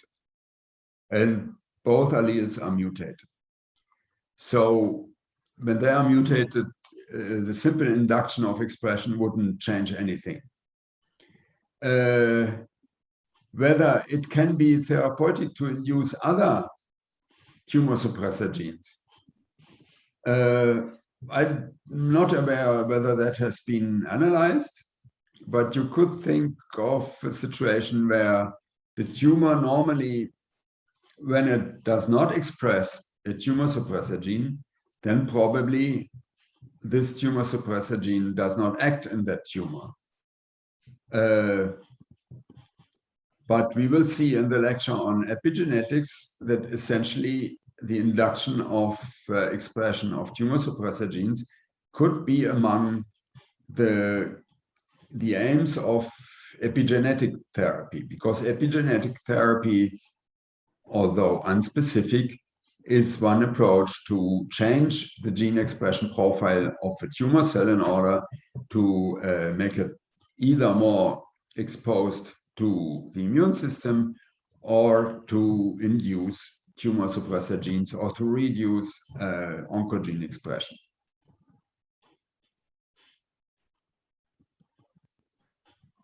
Okay. Okay, sir. Are there other questions? No other questions I have received, sir.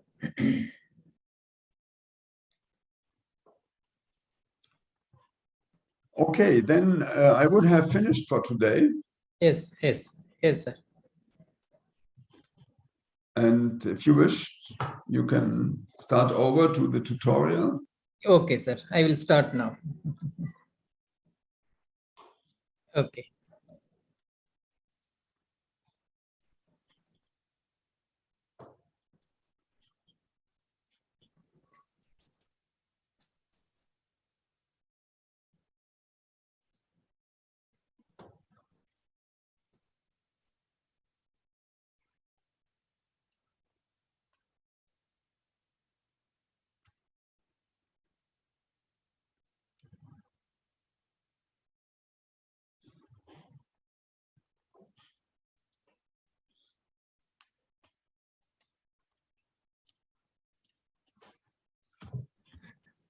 Give me just 2 minutes. I'm getting ready now. Okay, no.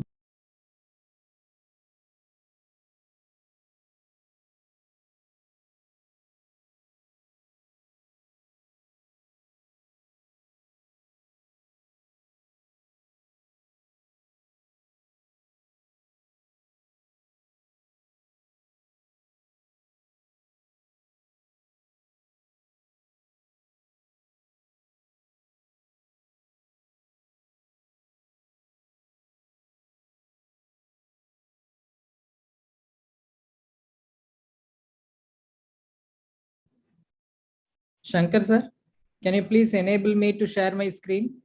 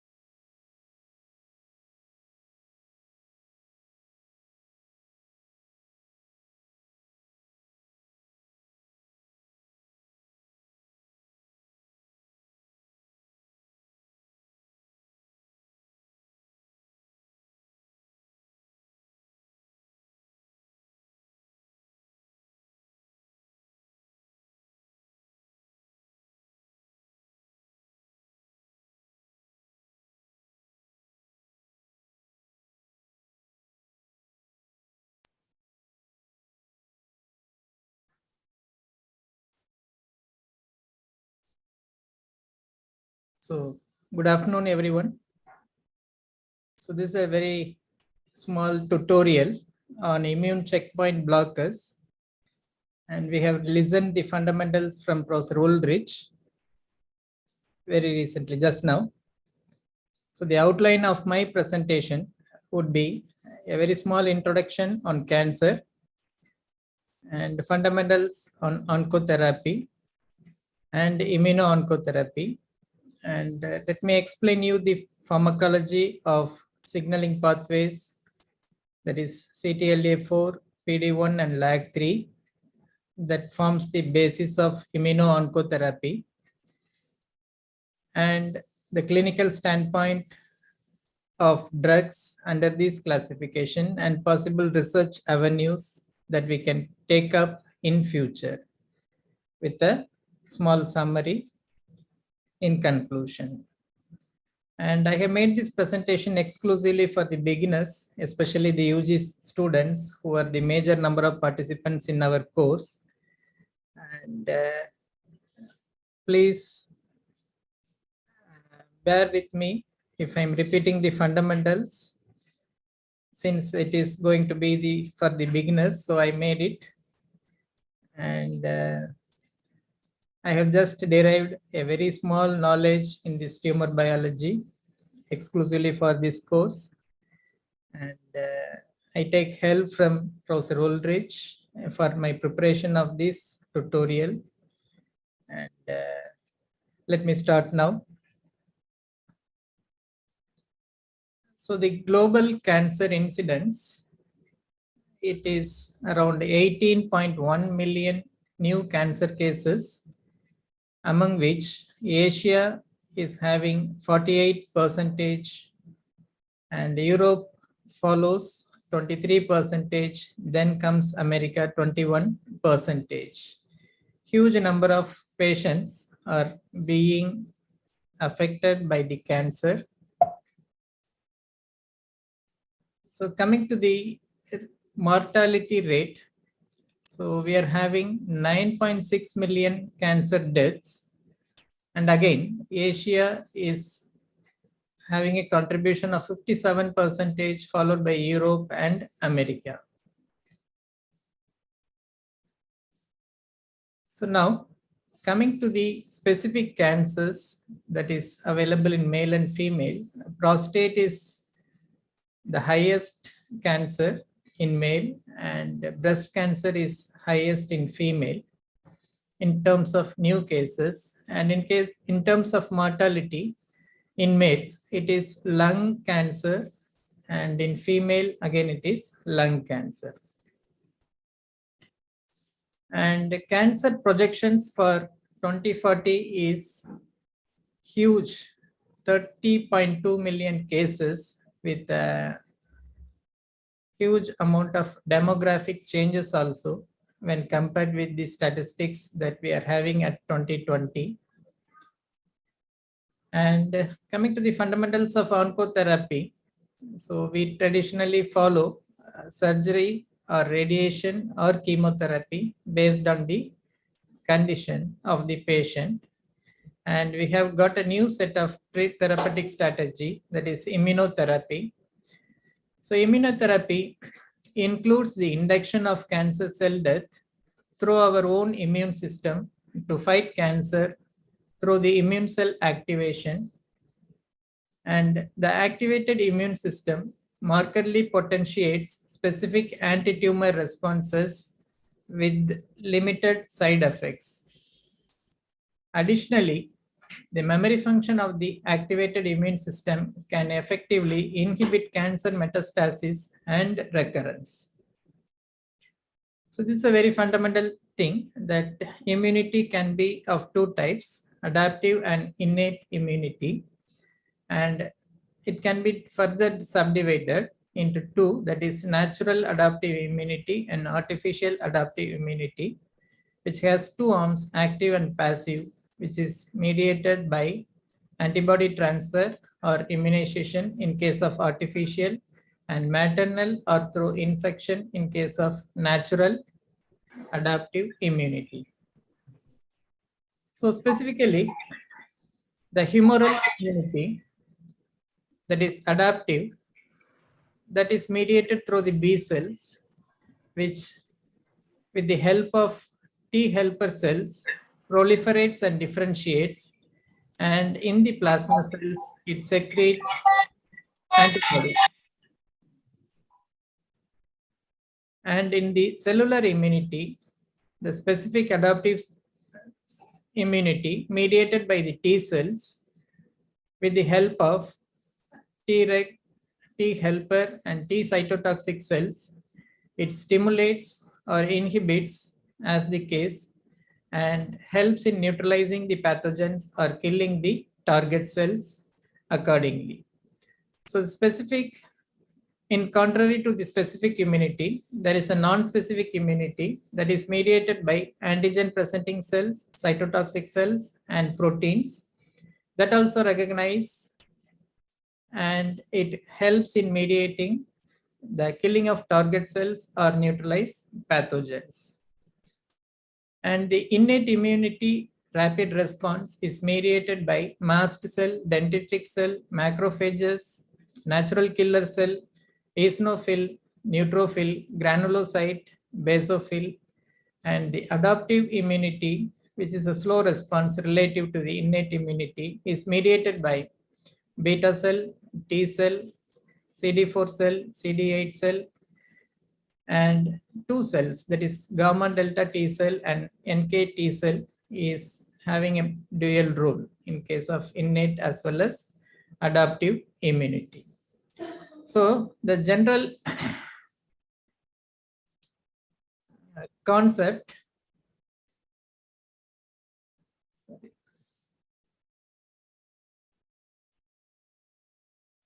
so the pathogens, either non-specific immunity or specific immunity, it is being stimulated and mediated through the beta cell system and the T cell system, and it causes primary response followed by a secondary response, and co-stimulation causes cytotoxicity at the end. So which is the very brief function of immunity. And coming to the oncoimmunology, so Professor Ulrich has just explained us the cancer antigens were released by the mutated cells, and it was realized or sensed by the dendritic cell, and it was activated by the active cytotoxic T cell, and which mediates further, and it causes cytotoxicity and further tumor apoptosis. So which is the normal oncoimmunology. But it is mediated by this process called immunosurveillance. So here, when tumor arises in a tissue, a number of immune cells can recognize and eliminate them. Then followed by variant tumor cells arise that are more resistant to being killed. And over time, a variety of different tumor variants develop. So you could see the changes here. And eventually one variant may escape the killing mechanism and become resistant, and then it gets spread. So this is escape phase, and this is equilibrium phase, and this is elimination phase. So now the mechanism of immune surveillance and the cells, how it is getting evaded from the immune system. It is mediated by 5 different mechanisms, probably low immunogenicity, tumor treated as self-antigen, and antigenic modulation, tumor-induced immune suppression, and tumor-induced privileged site. So here there is no peptide MHC ligand, no adhesion molecules, and no co-stimulatory molecules. So there is very low immunogenicity is realized in this particular case. Whereas in the second case, tumor antigens take up and presented by APCs in absence of co-stimulation tolerize T cells. And in the third case, the T cells may eliminate tumors expressing immunogenic antigens, but not tumors that have lost such antigens. So tumor-induced immune suppression the factors, various factors like TGF-beta, interleukin-10, secreted by the tumor cells inhibit T cells directly, and expression of PD-L1 by tumors. And finally, the factors secreted by tumor cells create a physical barrier to the immune system. So these are all the mechanisms by which the tumor cells are being evaded, and it is getting malignant, metastatic. So here you could able to see the immunogenic cycle expressed by Professor Ulrich that is presented in the innermost cell, and appropriate strategies for treatment. So according to various steps or various phases where the cancer is there, we could able to choose chemotherapy, radiotherapy, targeted therapy in case of step 1. And in case of step 2, it can be a cancer vaccine or dendritic cell vaccine, viral therapy, interferon. And in the step 3, we can use anti-CTLA4 antibodies, interleukin-2, interleukin-1, anti-CD27 antibodies, and so on. And in the step 4 CAR T therapy, tumor infiltrating lymphocytes, adoptive cell transfer, bispecific T cell engager, and so on. Similarly, step 5, step 6, and step 7. So like that, we can have various treatment options for the cancer therapy. So here, it's a very small history that various immunotherapeutic molecules were developed in a timeline. And Professor has shown a very nice slide on this particular aspect, more updated also. So here, we have got a anti-CTLA4, ipilimumab, and anti-PD-1, nivolumab, and anti-PD-L1, acitolizumab, as a immune checkpoint molecules approved by FDA very first. And these are the signaling pathways in the T cell receptors happening at 3 levels: central level, peripheral level, and distant level. So we could able to see the central level associations are happening with the CD28 molecules, which initiates or activates YMNM and PYAP, and it recruits and further activates and mediates through PCK theta and RAS GRP, and further it dephosphorylates the CTLA4 based on its localization, and by endocytosis and exclusion, CD28 cannot recruit and activate PKCO.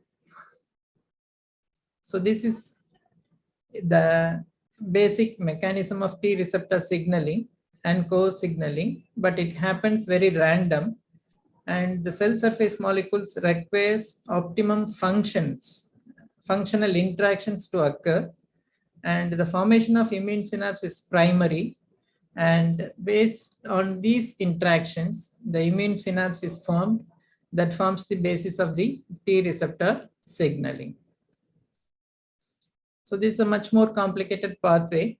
So the sequentially, it starts from the T cell receptor activation complex, then the LCK gene and the ZAP70, followed by VAV and PLC gamma 1, and then at the WASP, DAG, and it further activates the entire cascades, and ultimately we are getting T receptor activated for an antigen.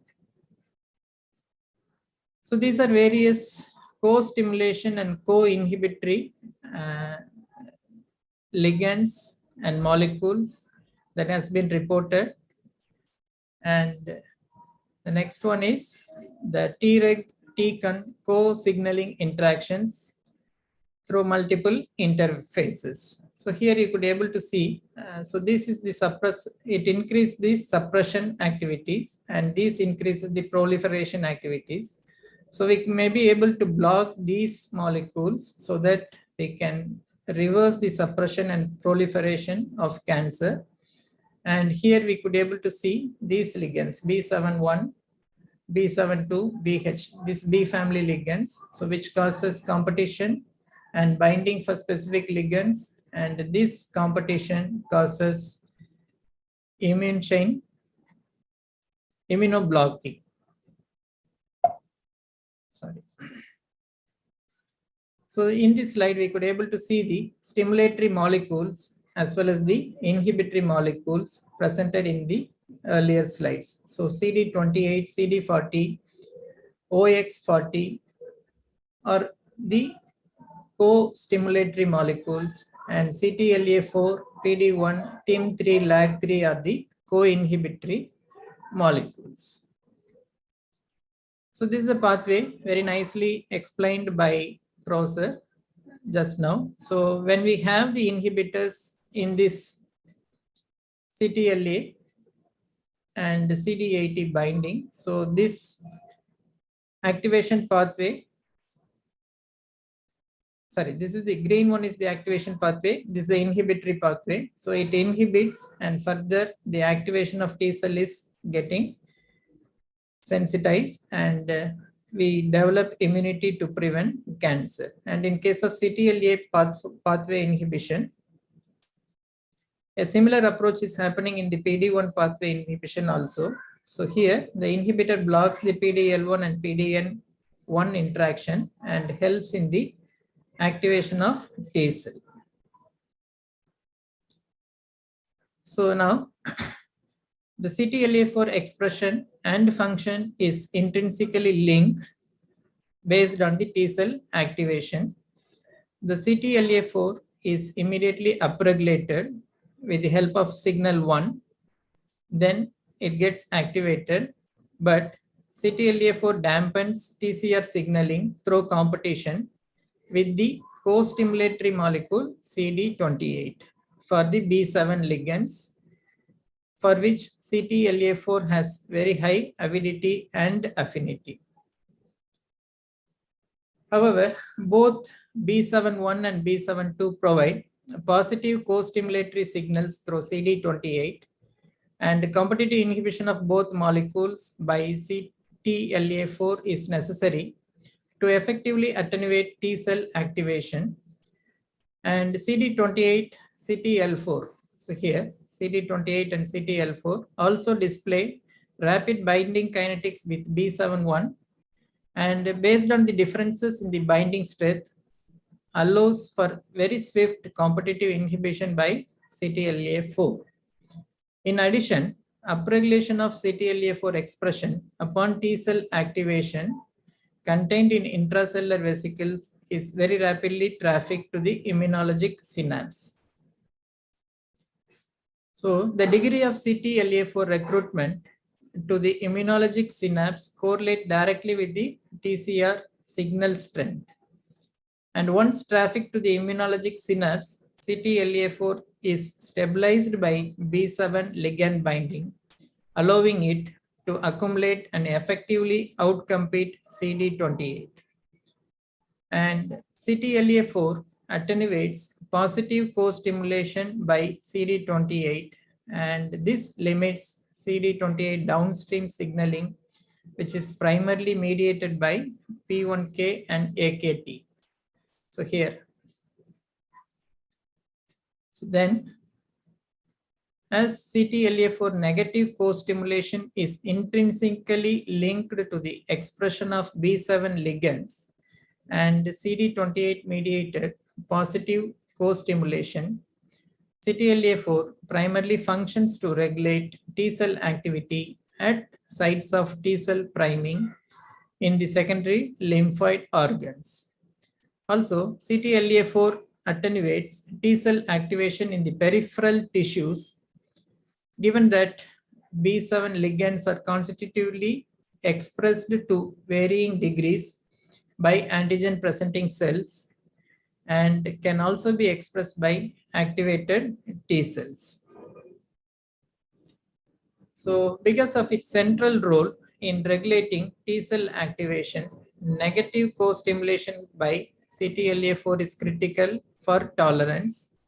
Based on this, a biallelic genetic deletion of CTLA4 leads to massive lymphoproliferation in a mice that died at 3 to 4 weeks of age. So based on this experimental result, a cell intrinsic function through which CTLA-4 primarily attenuates T cell activity, and CTLA-4 can modulate T cell activation through several cell extrinsic mechanisms. So indicative of cell extrinsic regulatory mechanisms, the presence of CTLA-4 component T cells is sufficient to prevent lethal lymphoproliferation due to genetic deletion of CTLA-4.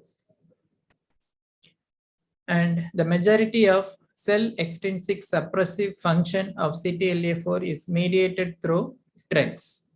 And specific loss of CTLA-4 and TREGs is sufficient to induce aberrant T cell activation and give rise to autoimmunity.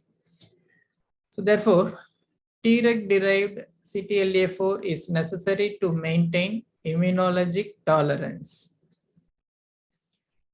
Coming to the molecular mechanism, so the cell extrinsic mechanism by limiting the availability of B7 ligands for CD28 mediated positive co-stimulation is attenuated, and CTLA-4 has also a cell extrinsic contribution with the effector component, and CTLA-4 expressed by effector T cells can compete for B7 ligands in trans. So therefore, CTLA-4 act to limit the overall availability of B7 ligands through trans endocytosis, and therefore due to the less availability, the degree to which these cell extrinsic processes contribute to T cell tolerance remains to be resolved with reference to tumor immunity. And TREG depletion may encounter expansion of Treg cells induced by CTLA-4 blockade, and therefore it causes enhanced efficacy of anti-CTLA-4 therapy. So this observation, based on that CTLA-4 has differential functions in conventional and regulatory T cells during development as well as in adulthood. So, but there is a discordant observation in the CTLA-4 knockout mice in comparison with the normal one. The result of intrinsic difference in antigen affinity of conventional T cell and Treg. So based on this, Tregs are selected for high affinity TCR for self-peptide MHC complex, and thus because of CTLA-4 expression correlates with TCR signal strength, have concomitantly higher CTLA-4. So based on this information, that the mechanism attenuates strong TCR signals, allowing medium strength TCR signals, and also results in robust T cell activation. And loss of CTLA-4 may disproportionately affect T cells with high affinity antigen receptors. These findings support the strength of signal model proposed more than 20 years ago, but still it is critical to precisely dissect the function of downstream signaling components and assess their relative functional contribution to CTLA-4 mediated regulation of T cell activity.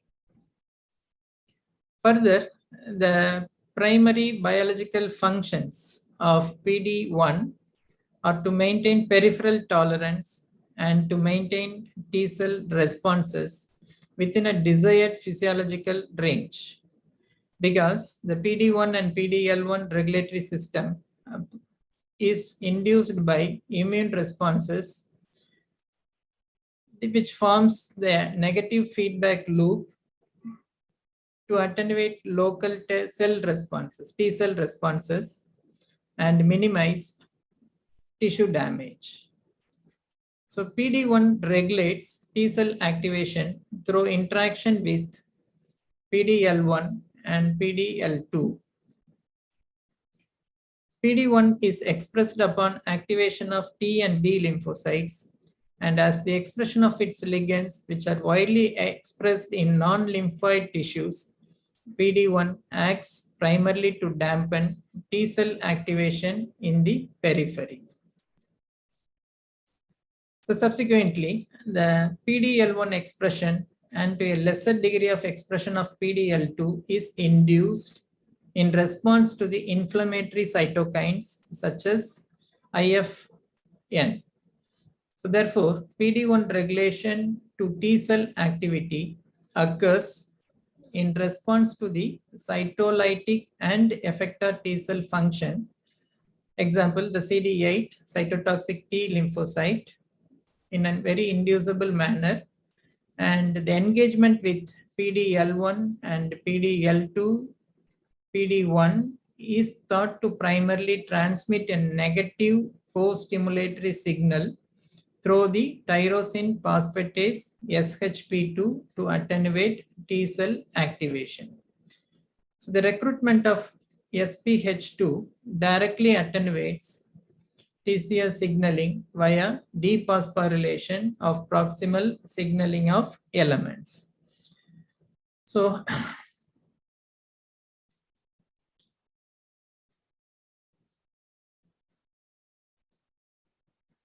the molecular mechanism reflects a dichotomy in modes of regulation utilized by CTLA4 and PD1 engagement. So here, the PD1 directly regulates the TCR signaling to attenuate T cell activity. However, certain evidences shows that CD4 is the primary target for PD1 induced attenuation in T cell signaling. But the experimental studies using a cell-free membrane reconstitution model confirms both CTLA4 and PD1, at least in part, act through similar molecular mechanism of attenuating CD28 mediated co-stimulation, that is signal 2 in the pathway shown previously. So therefore, modification of CD28 could represent a functional convergence point of CTLA4 and PD1 mediated regulation. And also, SHP2 is not essential for responses to anti-PD1 therapy or induction of T cell exhaustion in vivo. So therefore, we could be able to observe a functional redundancy in the signaling pathways, and this redundancy is mediated through phosphatases. But alternatively, it could be mediated through other distinct mechanisms also, which needs to be further defined through appropriate research in future. So coming to the functional, PD1 is very essential for homeostatic maintenance of peripheral tolerance, as it is evidenced by the autoimmune pathologies. But genetic loss of PDC1 leads to development of lupus-like autoimmune pathology in knocked out mouse, and this experiment confirms that PD1 knockout phenotype raises the possibility that the observed autoimmunity is driven by the recognition of strain-specific antigens in the absence of PD1 inhibitory signaling.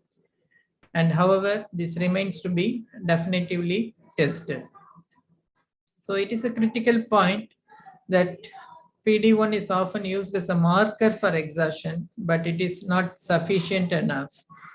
And PD1 is a marker of activated T cells, of which exhausted T cells are a subset.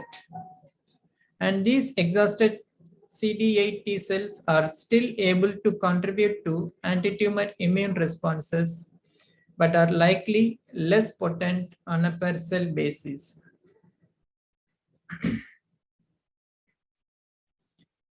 And T cell exhaustion is an important mechanism that limits T cell activity in the presence of chronic antigen stimulation and acts to preserve T cell clones that would otherwise perish under such conditions due to activation-induced cell death. So therefore, persistent PD-1 signaling induces metabolic restriction, which is the functional driver of T cell exhaustion. And PD-1 attenuates glycolysis, but simultaneously promotes fatty acid oxidation and lipid catabolism. And in contrast, ligation of CTLA4 attenuates glycolysis independent of regulation of lipid metabolism. So such changes are likely driven by the changes in gene expression and epigenetic regulation that are induced by continuous PD-1 engagement. So this is due to changes in the gene regulation or stable epigenetic reprogramming happening at the T cells. So together, such transcriptional, epigenetic, and metabolic changes define the exhausted T cell state, and such epigenetic changes can prevent the rescue of an exhausted state by checkpoint blockade and attenuate tumor responses to therapy. So we have just completed the CTLA4 and PD-1 pathways, and there are a huge number of patterns we could able to see in this graph. So from 1995 onwards, 2019, so we have got huge number of patterns of molecules based on these PD-1, PD-L1 or PD-1, PD-L2 molecules. And there are huge number of patterns. So that was based on the drug nivolumab, BMS Ano, and avelumab by Merck Scanno. So it is all based on the antibody class IgG4. And patterns related to the currently developed anti-PD-1 and L1 antibodies are presented in this table: PD-1, PD-L1. And these are the various clinical trials related to PD-1 and PD-L1 antibodies. So these are the names of the drugs and the number of clinical trials that is happening currently. So this table shows various drugs approved by FDA, NMPA, and EMA. So that falls under the classification PD-1, nivolumab, and PD-L1. There are a list of drugs which majoritarily forms as a first line category of drugs, and again PD-1. So these are the results of clinical evaluation of selected anti-PD-1 and anti-PD-L1 antibodies. It shows very good response. And these are the molecules for PD-L1. So based on the summary of these studies that was reported here in this article, so huge number of population with NSCLC, UC, ESCC, triple negative breast cancer, cervical cancer, gastric or gastroesophageal adenocarcinoma, everyone have benefited with a huge success rate. And the assay systems used for this evaluation is based on an antibody clone in various detection systems, and staining platform in rabbit species was presented. So ultimately, to summarize, so the activation or the inhibition is presented here. So once if it is the inhibitors were blocked, we will be getting the normal T cell response, that is activated T cell. but still there can be certain deviations leading to a state of energy or deletion or suppression. So here, in case of energy, there will be a functional unresponsiveness. And in case of deletion, there will be apoptosis. And in case of suppression, there is a block in activation. So here the signals were off, and here the signals were not sufficient, and here the T regulatory cells is having a role in suppressing this process. But in case of the normal T cell response, so we are generating activated T cells which could able to further generate antibodies to cause cytotoxicity of tumor cells. So with immunotherapy and without immunotherapy, so without immunotherapy, there will be tumor escape, and with immunotherapy, there will be elimination of tumor cells. So this is an anti-CTLA4 antibody, and this is anti-PD-L1 and PD-1 antibodies. So this forms the therapeutic strategy of immune checkpoint blockers. So apart from the CTLA4 and PD-1 pathways, lag pathway is there. So here, the lymphocyte activation gene consists of 3 regions. You could able to see this D1, D2, D3, and D4. So this is extracellular region, and there is a transmembrane region. So that is connecting to the D4. And finally, there is an intracellular region that contains Keeley motif and EP motif. So this is the LAG3 activation gene. So here, the pathway is described here. Fibrinogen-like 1 consists of N-terminal signal recognition peptide. So here, N-terminal signal recognition peptide, and the C-terminal fibrinogen-like domain without any membrane crossing region, and FD in FGL1 and D1 and D2 in LAG3 are the LAG3 FGL1 interaction sites. So LAG3 is expressed on the surface of CD4 T cells, CD8 T cells, natural killer cells, NKT cells, and Treg cells. So it is expressed on the surface of breast cancer cells, but in the cytoplasm of non-small lung cancer cells. So based on this pathway, the molecules are generating antibodies through this cascade. Like PD-1 or CTLA4 are the only checkpoints approved for use in the clinic, but LAG3 blockade has demonstrated the ability to enhance the efficacy of PD-1 blockade in many models, which are now in clinical trials. However, incredible potential in treatment of cancer, autoimmunity, infectious disease, much remains to be unknown, and ultimately determining the LAG3 mechanism of action and the impact of LAG3 blockade on cells other than conventional T cells would advance optimal use of LAG3 blockade and related therapies. So the interaction of LAG3 with MHC is shown here in this image, so which prohibits the binding of the same MHC molecule to a TCR and CD4, and therefore it suppresses the TCR signal. So LAG3 transmits the inhibitory signal via the Keeley motif in the cytoplasmic tail.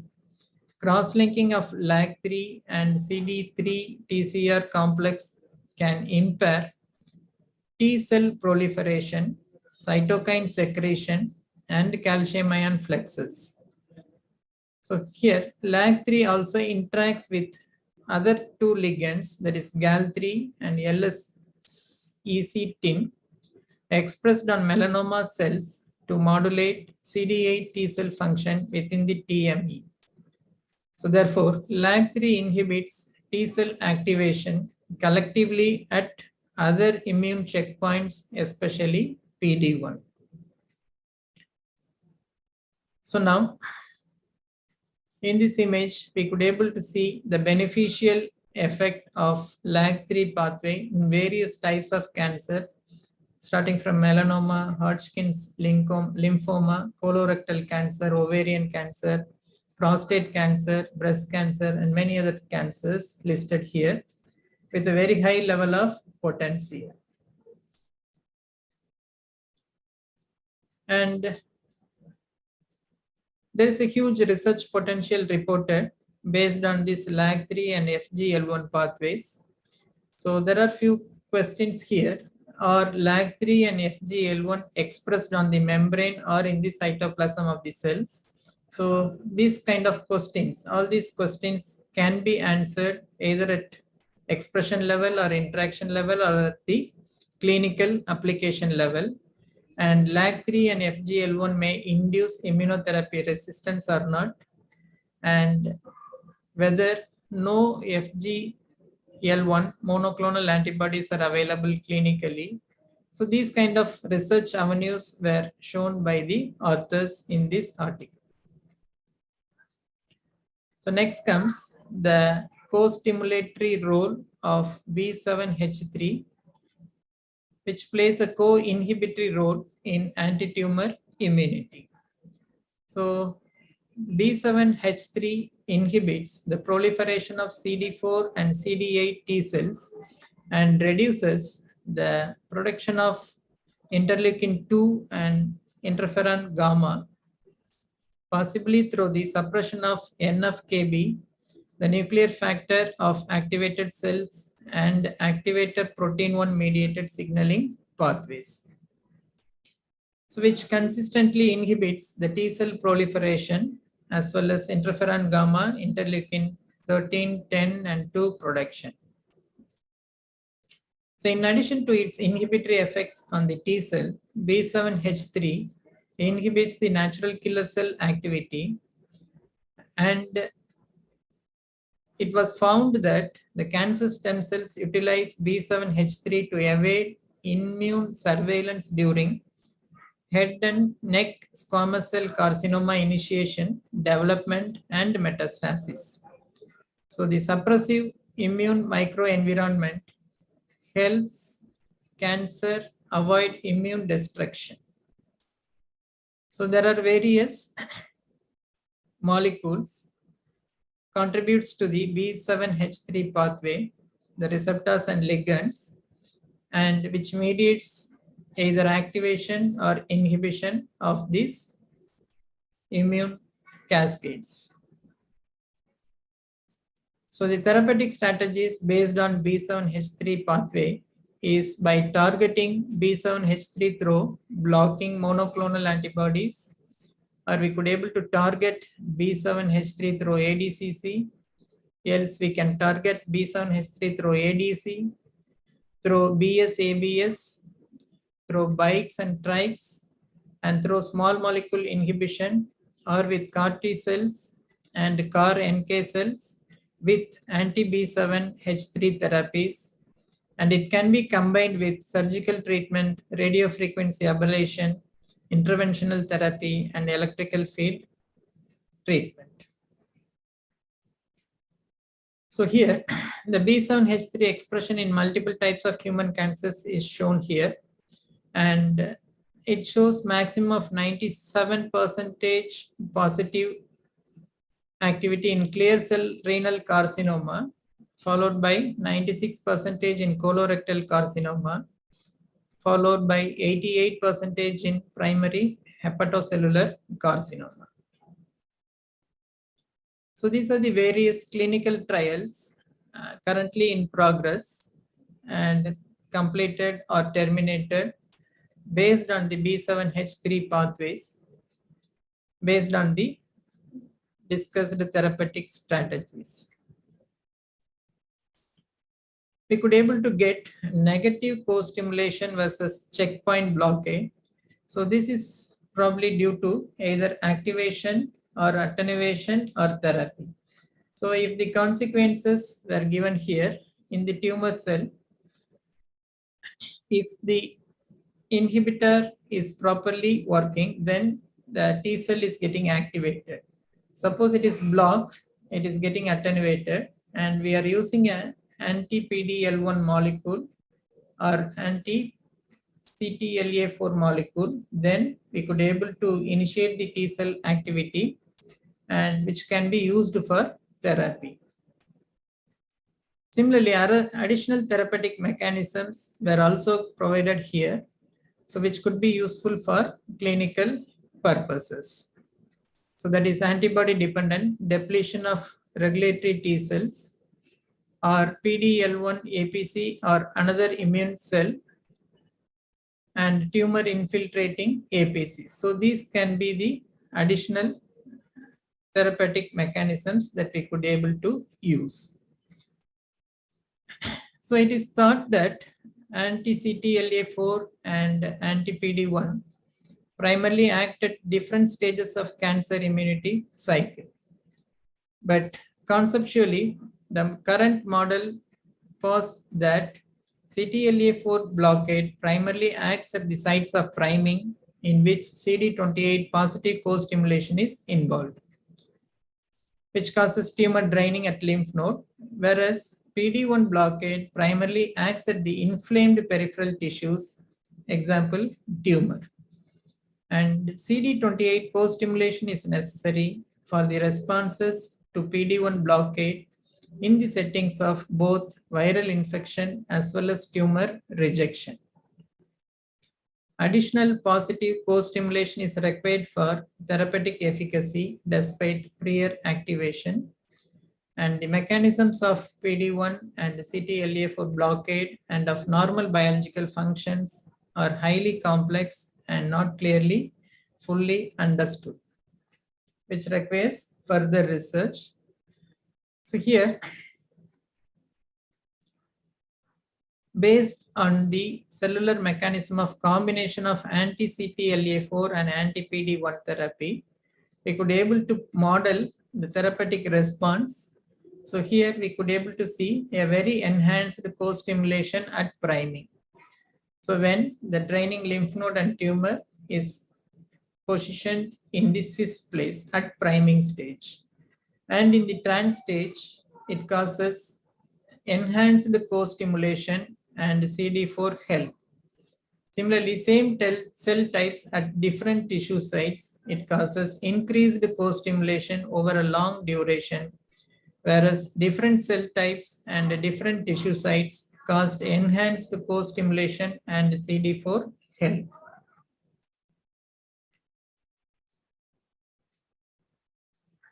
So coming to the toxicity of PD-1 and CTLA4 inhibitors. So the each circle represent the intensity of toxicity, means the grades. The red one is grade 3 or grade 4 toxicity, and the blue one is grade 1 or grade 2 toxicity. So we could able to get information or the incidence on toxicity upon using these immune checkpoint inhibitors. Also, these drugs develop resistance. So therefore, we need to overcome resistance. So overcoming resistance is possible through certain strategies by using chemotherapy along with immune checkpoint inhibitors, or viral immunotherapy, or cancer vaccination, or small molecule inhibitors. So these things we need to use along with immune checkpoint inhibitors to overcome resistance while using these drugs. So there are a lot of factors that influence immunotherapy response, so which was classified into 4: genome-wide factors, immune-related factors, cancer pathway-related factors, and other factors. So which was represented here. So that is chromatin remodeling, urea cycle, gut microbiome, and endogenous retroviruses in case of miscellaneous factors, and ID01 pathway, WNT catenin pathway, PI3K AKT mTOR pathway, MAPK pathway, all related to cancer pathways, and genome-wide DNA damage repair pathways, and TMB neoantigen loads, as well as immune related factors listed here. But still, a lot of things can be improved in cancer immunotherapies. So like a tumor mutational burden. So we need to have more information with respect to cancer immunotherapy. Similarly, the time dimension of tumor development, spatial relationship between tumor and immune cells, tertiary lymphoid structures or PD-1L1 expression and TAL density, and antigen process and presentation, tumor heterogeneity. So these are the possible research avenues that we can have based on immune checkpoint inhibitors. So based on this profile of resistance and other strategies, it is proposed to use drugs in combination to improve the pharmacological efficacy of these immune checkpoint inhibitors. So PD-1 sorry. So the drugs classified under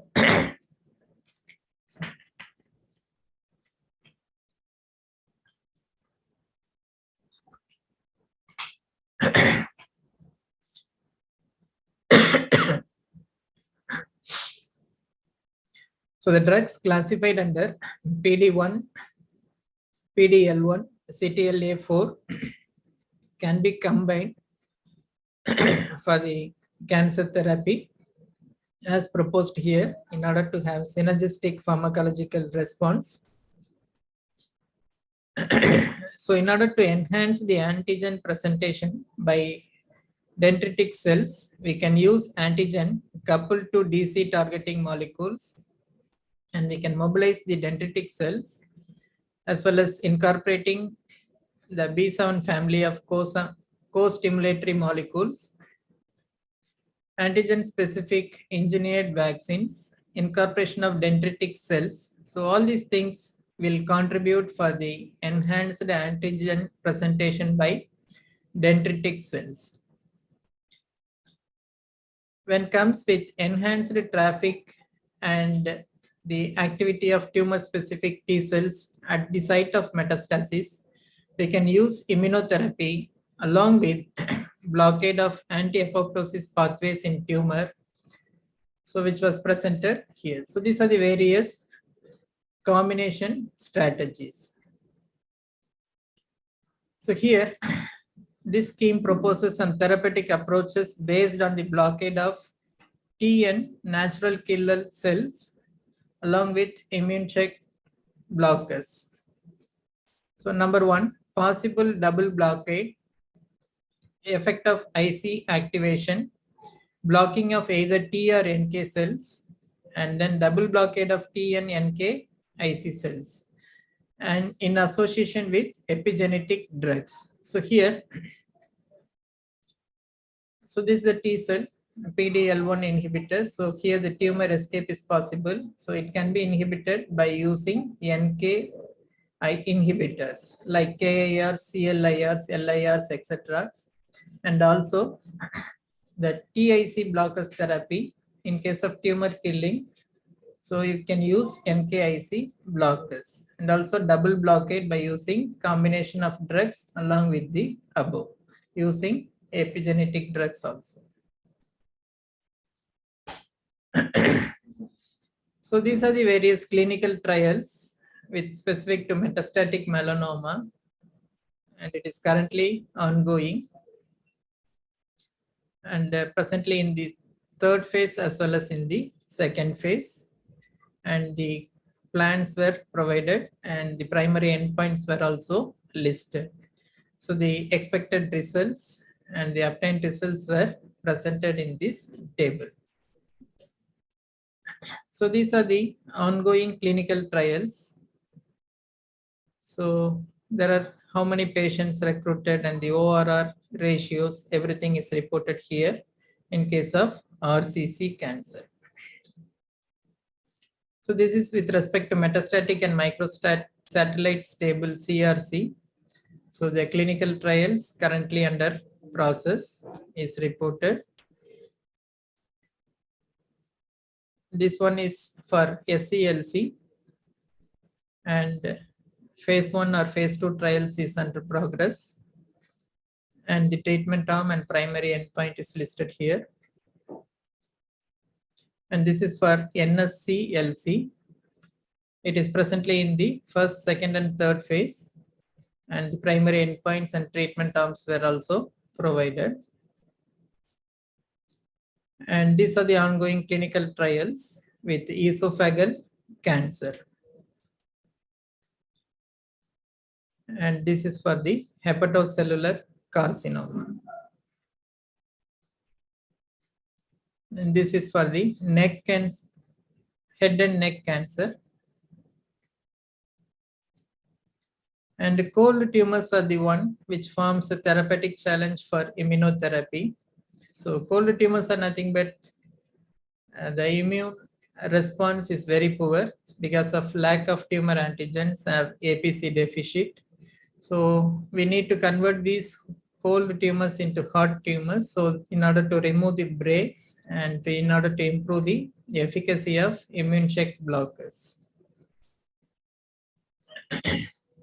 And these are the resistant mechanism. So here the presence of inactivating mutations in JAK1 or JAK2 and B2M portions of the gene and lower MHC1 expression or overexpression of vascular endothelial growth factor and activation of PI3K, AKT and other signaling pathways, TGF-beta signaling pathway, epithelial mesenchymal transition, exhaustion of T cells, and increase in tumor-associated macrophage and myeloid-derived suppressor cells. So all these things forms the major reasons of primary resistance.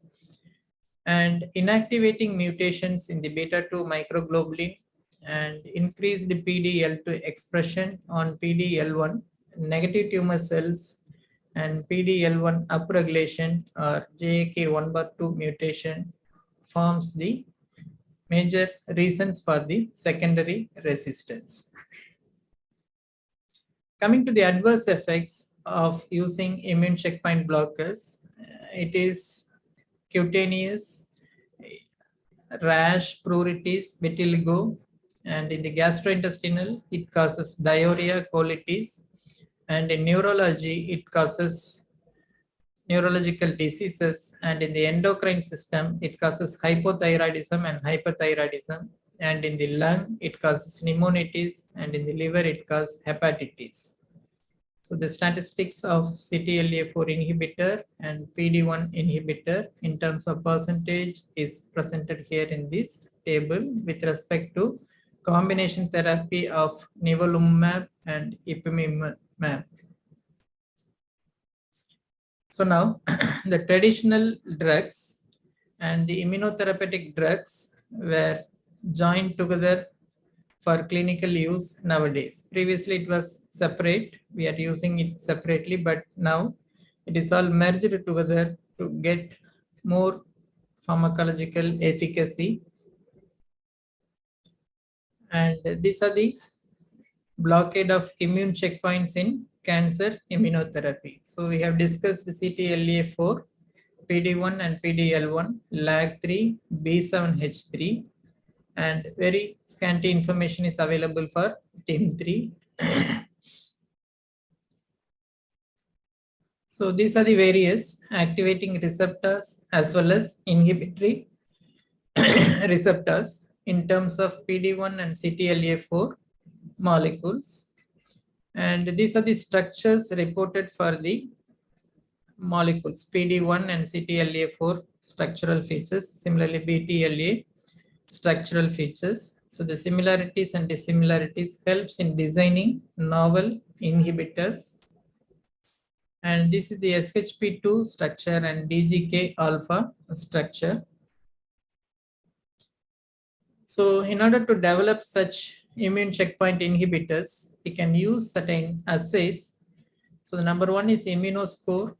The other one is PD-1 and PD-L1 IHC, immunohistochemistry, neoantigens, gene analysis, immune signature, and SNP analysis, flow cytometry analysis, TCR sequencing, NLR ratio, and tumor draining lymph node. So everything is classified here. So the tumor tissue-based assays, the blood and tumor tissue-based assays, blood-based assays, lymph node-based assays, and certain theoretical models were also reported for predicting the efficacy of checkpoint blockade inhibitors. So this is the first model.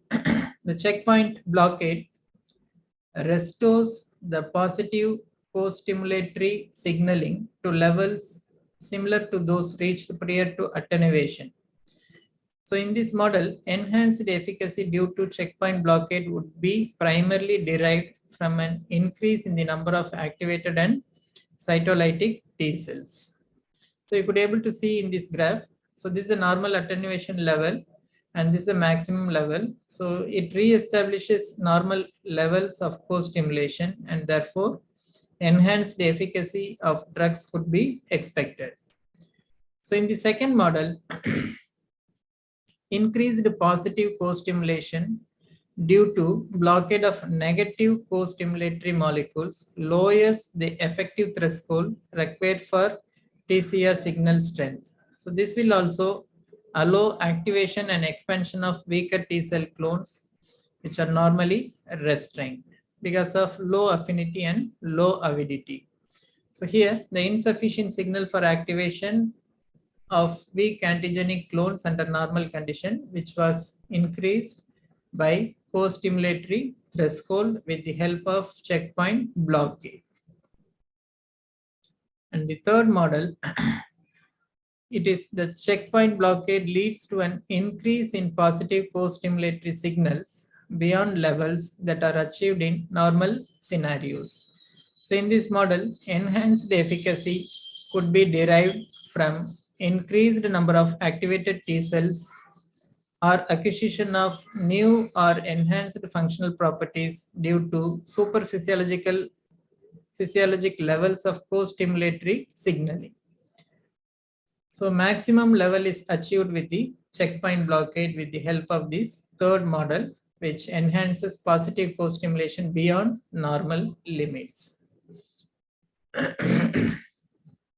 So to summarize, so in this presentation, we have largely focused on CTLA-4 and PD-1 immune checkpoint blockade, as well as additional co-stimulatory molecules of therapeutic interest. But many information needs to be understood based on how CTLA-4 and PD-1 and other co-stimulatory molecules actually attenuate T cell activation at the molecular, cellular, and physiologic levels.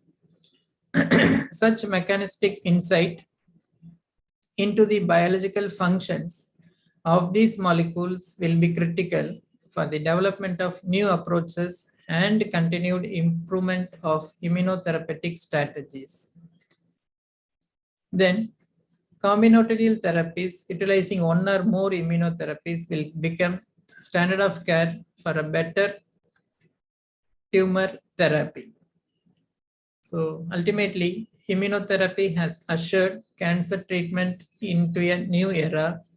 And in order to translate the progress and success to additional tumor types and to increase the proportion of patients who attain durable response, we must continue to strive to understand the underlying biological mechanisms.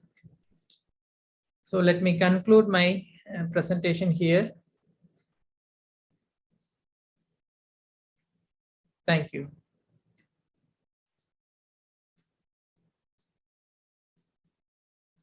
Is there any questions to be discussed?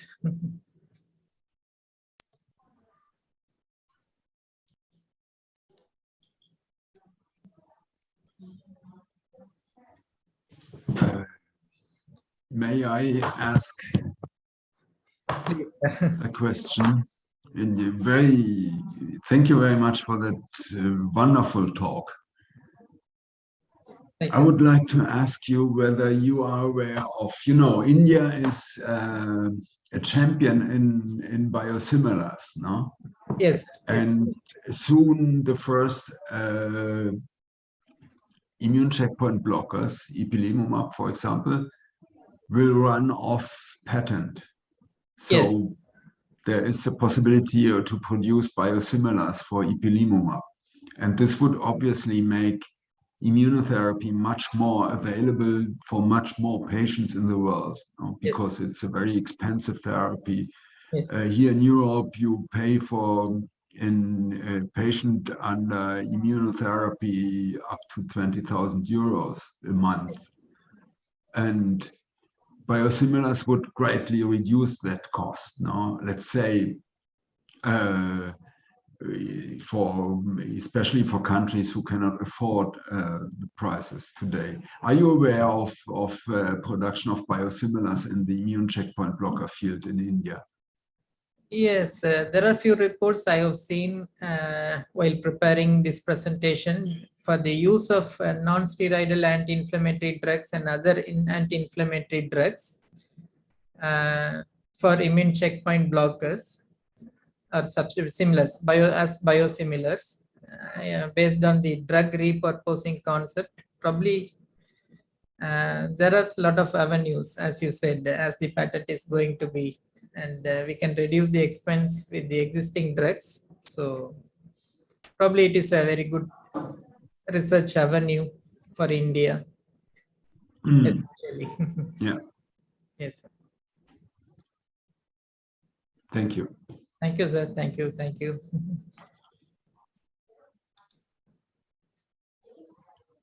Actually, we doesn't have practical knowledge, so we totally follow theory. So I have given a lot of text in the presentation in order to be followed by the participants or by any other students. So kindly bear with the presentation if there is any shortcomings.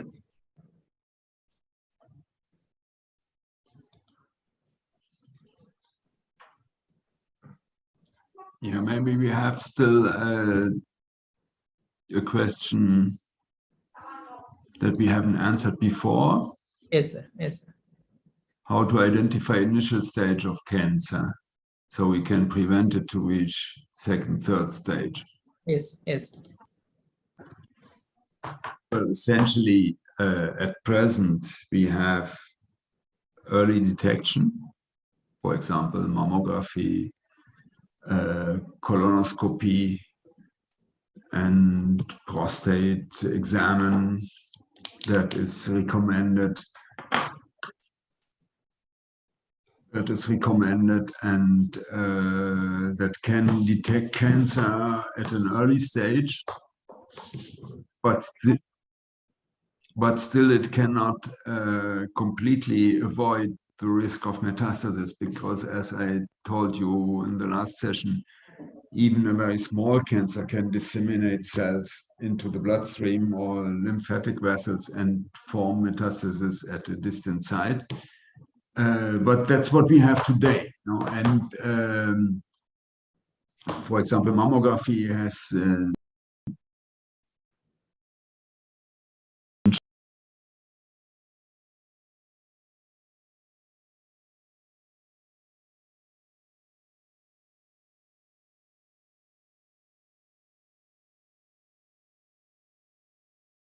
from breast cancer, as has colonoscopy and all the preventive measures that we have today.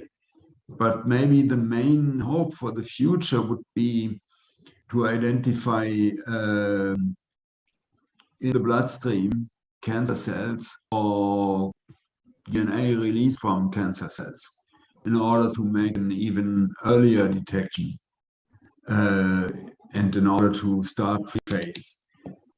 But at present, this cannot be used for detection of primary cancers. Liquid biopsy is mainly used for detection of minimal residual disease or relapsing disease, and it cannot yet be used to detect initial stages of cancer. But maybe this will be possible in the future.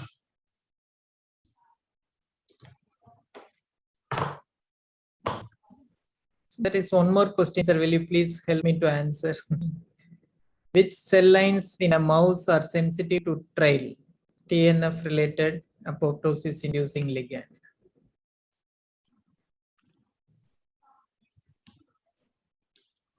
Cell lines that in the mouse model are sensitive to TNF alpha. I don't hear you. Can you switch on your microphone? Yes, probably it is trail he has mentioned. TNF related apoptosis inducing ligand.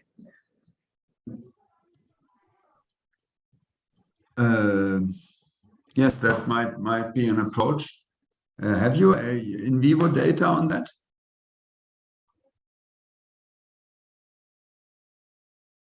Oh, it's not working well.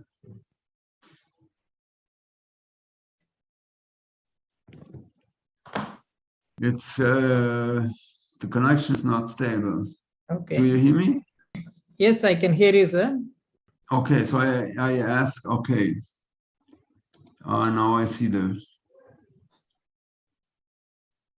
I can't respond right away. Interesting question. I have to look in literature. Okay. Okay. Okay. I can do so. I can tell you next time. Yes. Yes, sir. Yes.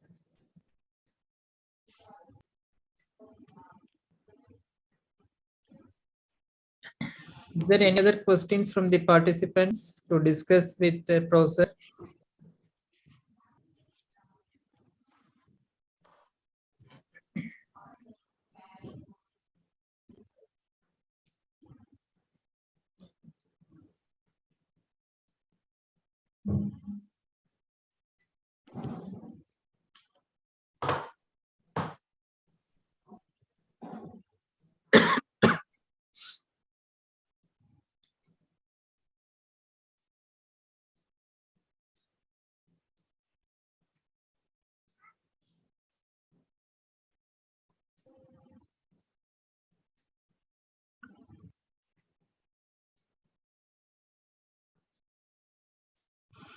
I think there are no other questions from participants, sir. Okay. Yes. Thank you. Thanks to the audience. Yes, sir. And I also thank you, sir, for your wonderful presentation introducing immune checkpoint inhibitors. Thank you so much. And, yes, thank you for your presentation, which I enjoyed a lot. Thank you, sir. I learned a lot from you, in fact. And there will be a discussion in the next session towards research collaboration. So participants can make use of this facility. Professor along with his colleagues. So I will make a detailed announcement to you all. So say around 1 hour or more than 1 hour we can use for this discussion. It is a mandatory requirement of GIAN. So I invite you to participate with Professor Ulrich to have research collaborations in future as well as with his friends. So thank you, sir. Thank you so much. Thank you for your time. Thank you. Thank you. Thank you all. Thank you. Okay, then see you next week. Yes, sir. Thank you. Bye. Have a nice weekend and enjoy yourselves. Okay. Bye-bye. Bye. Bye, sir. Thank you. Thank you.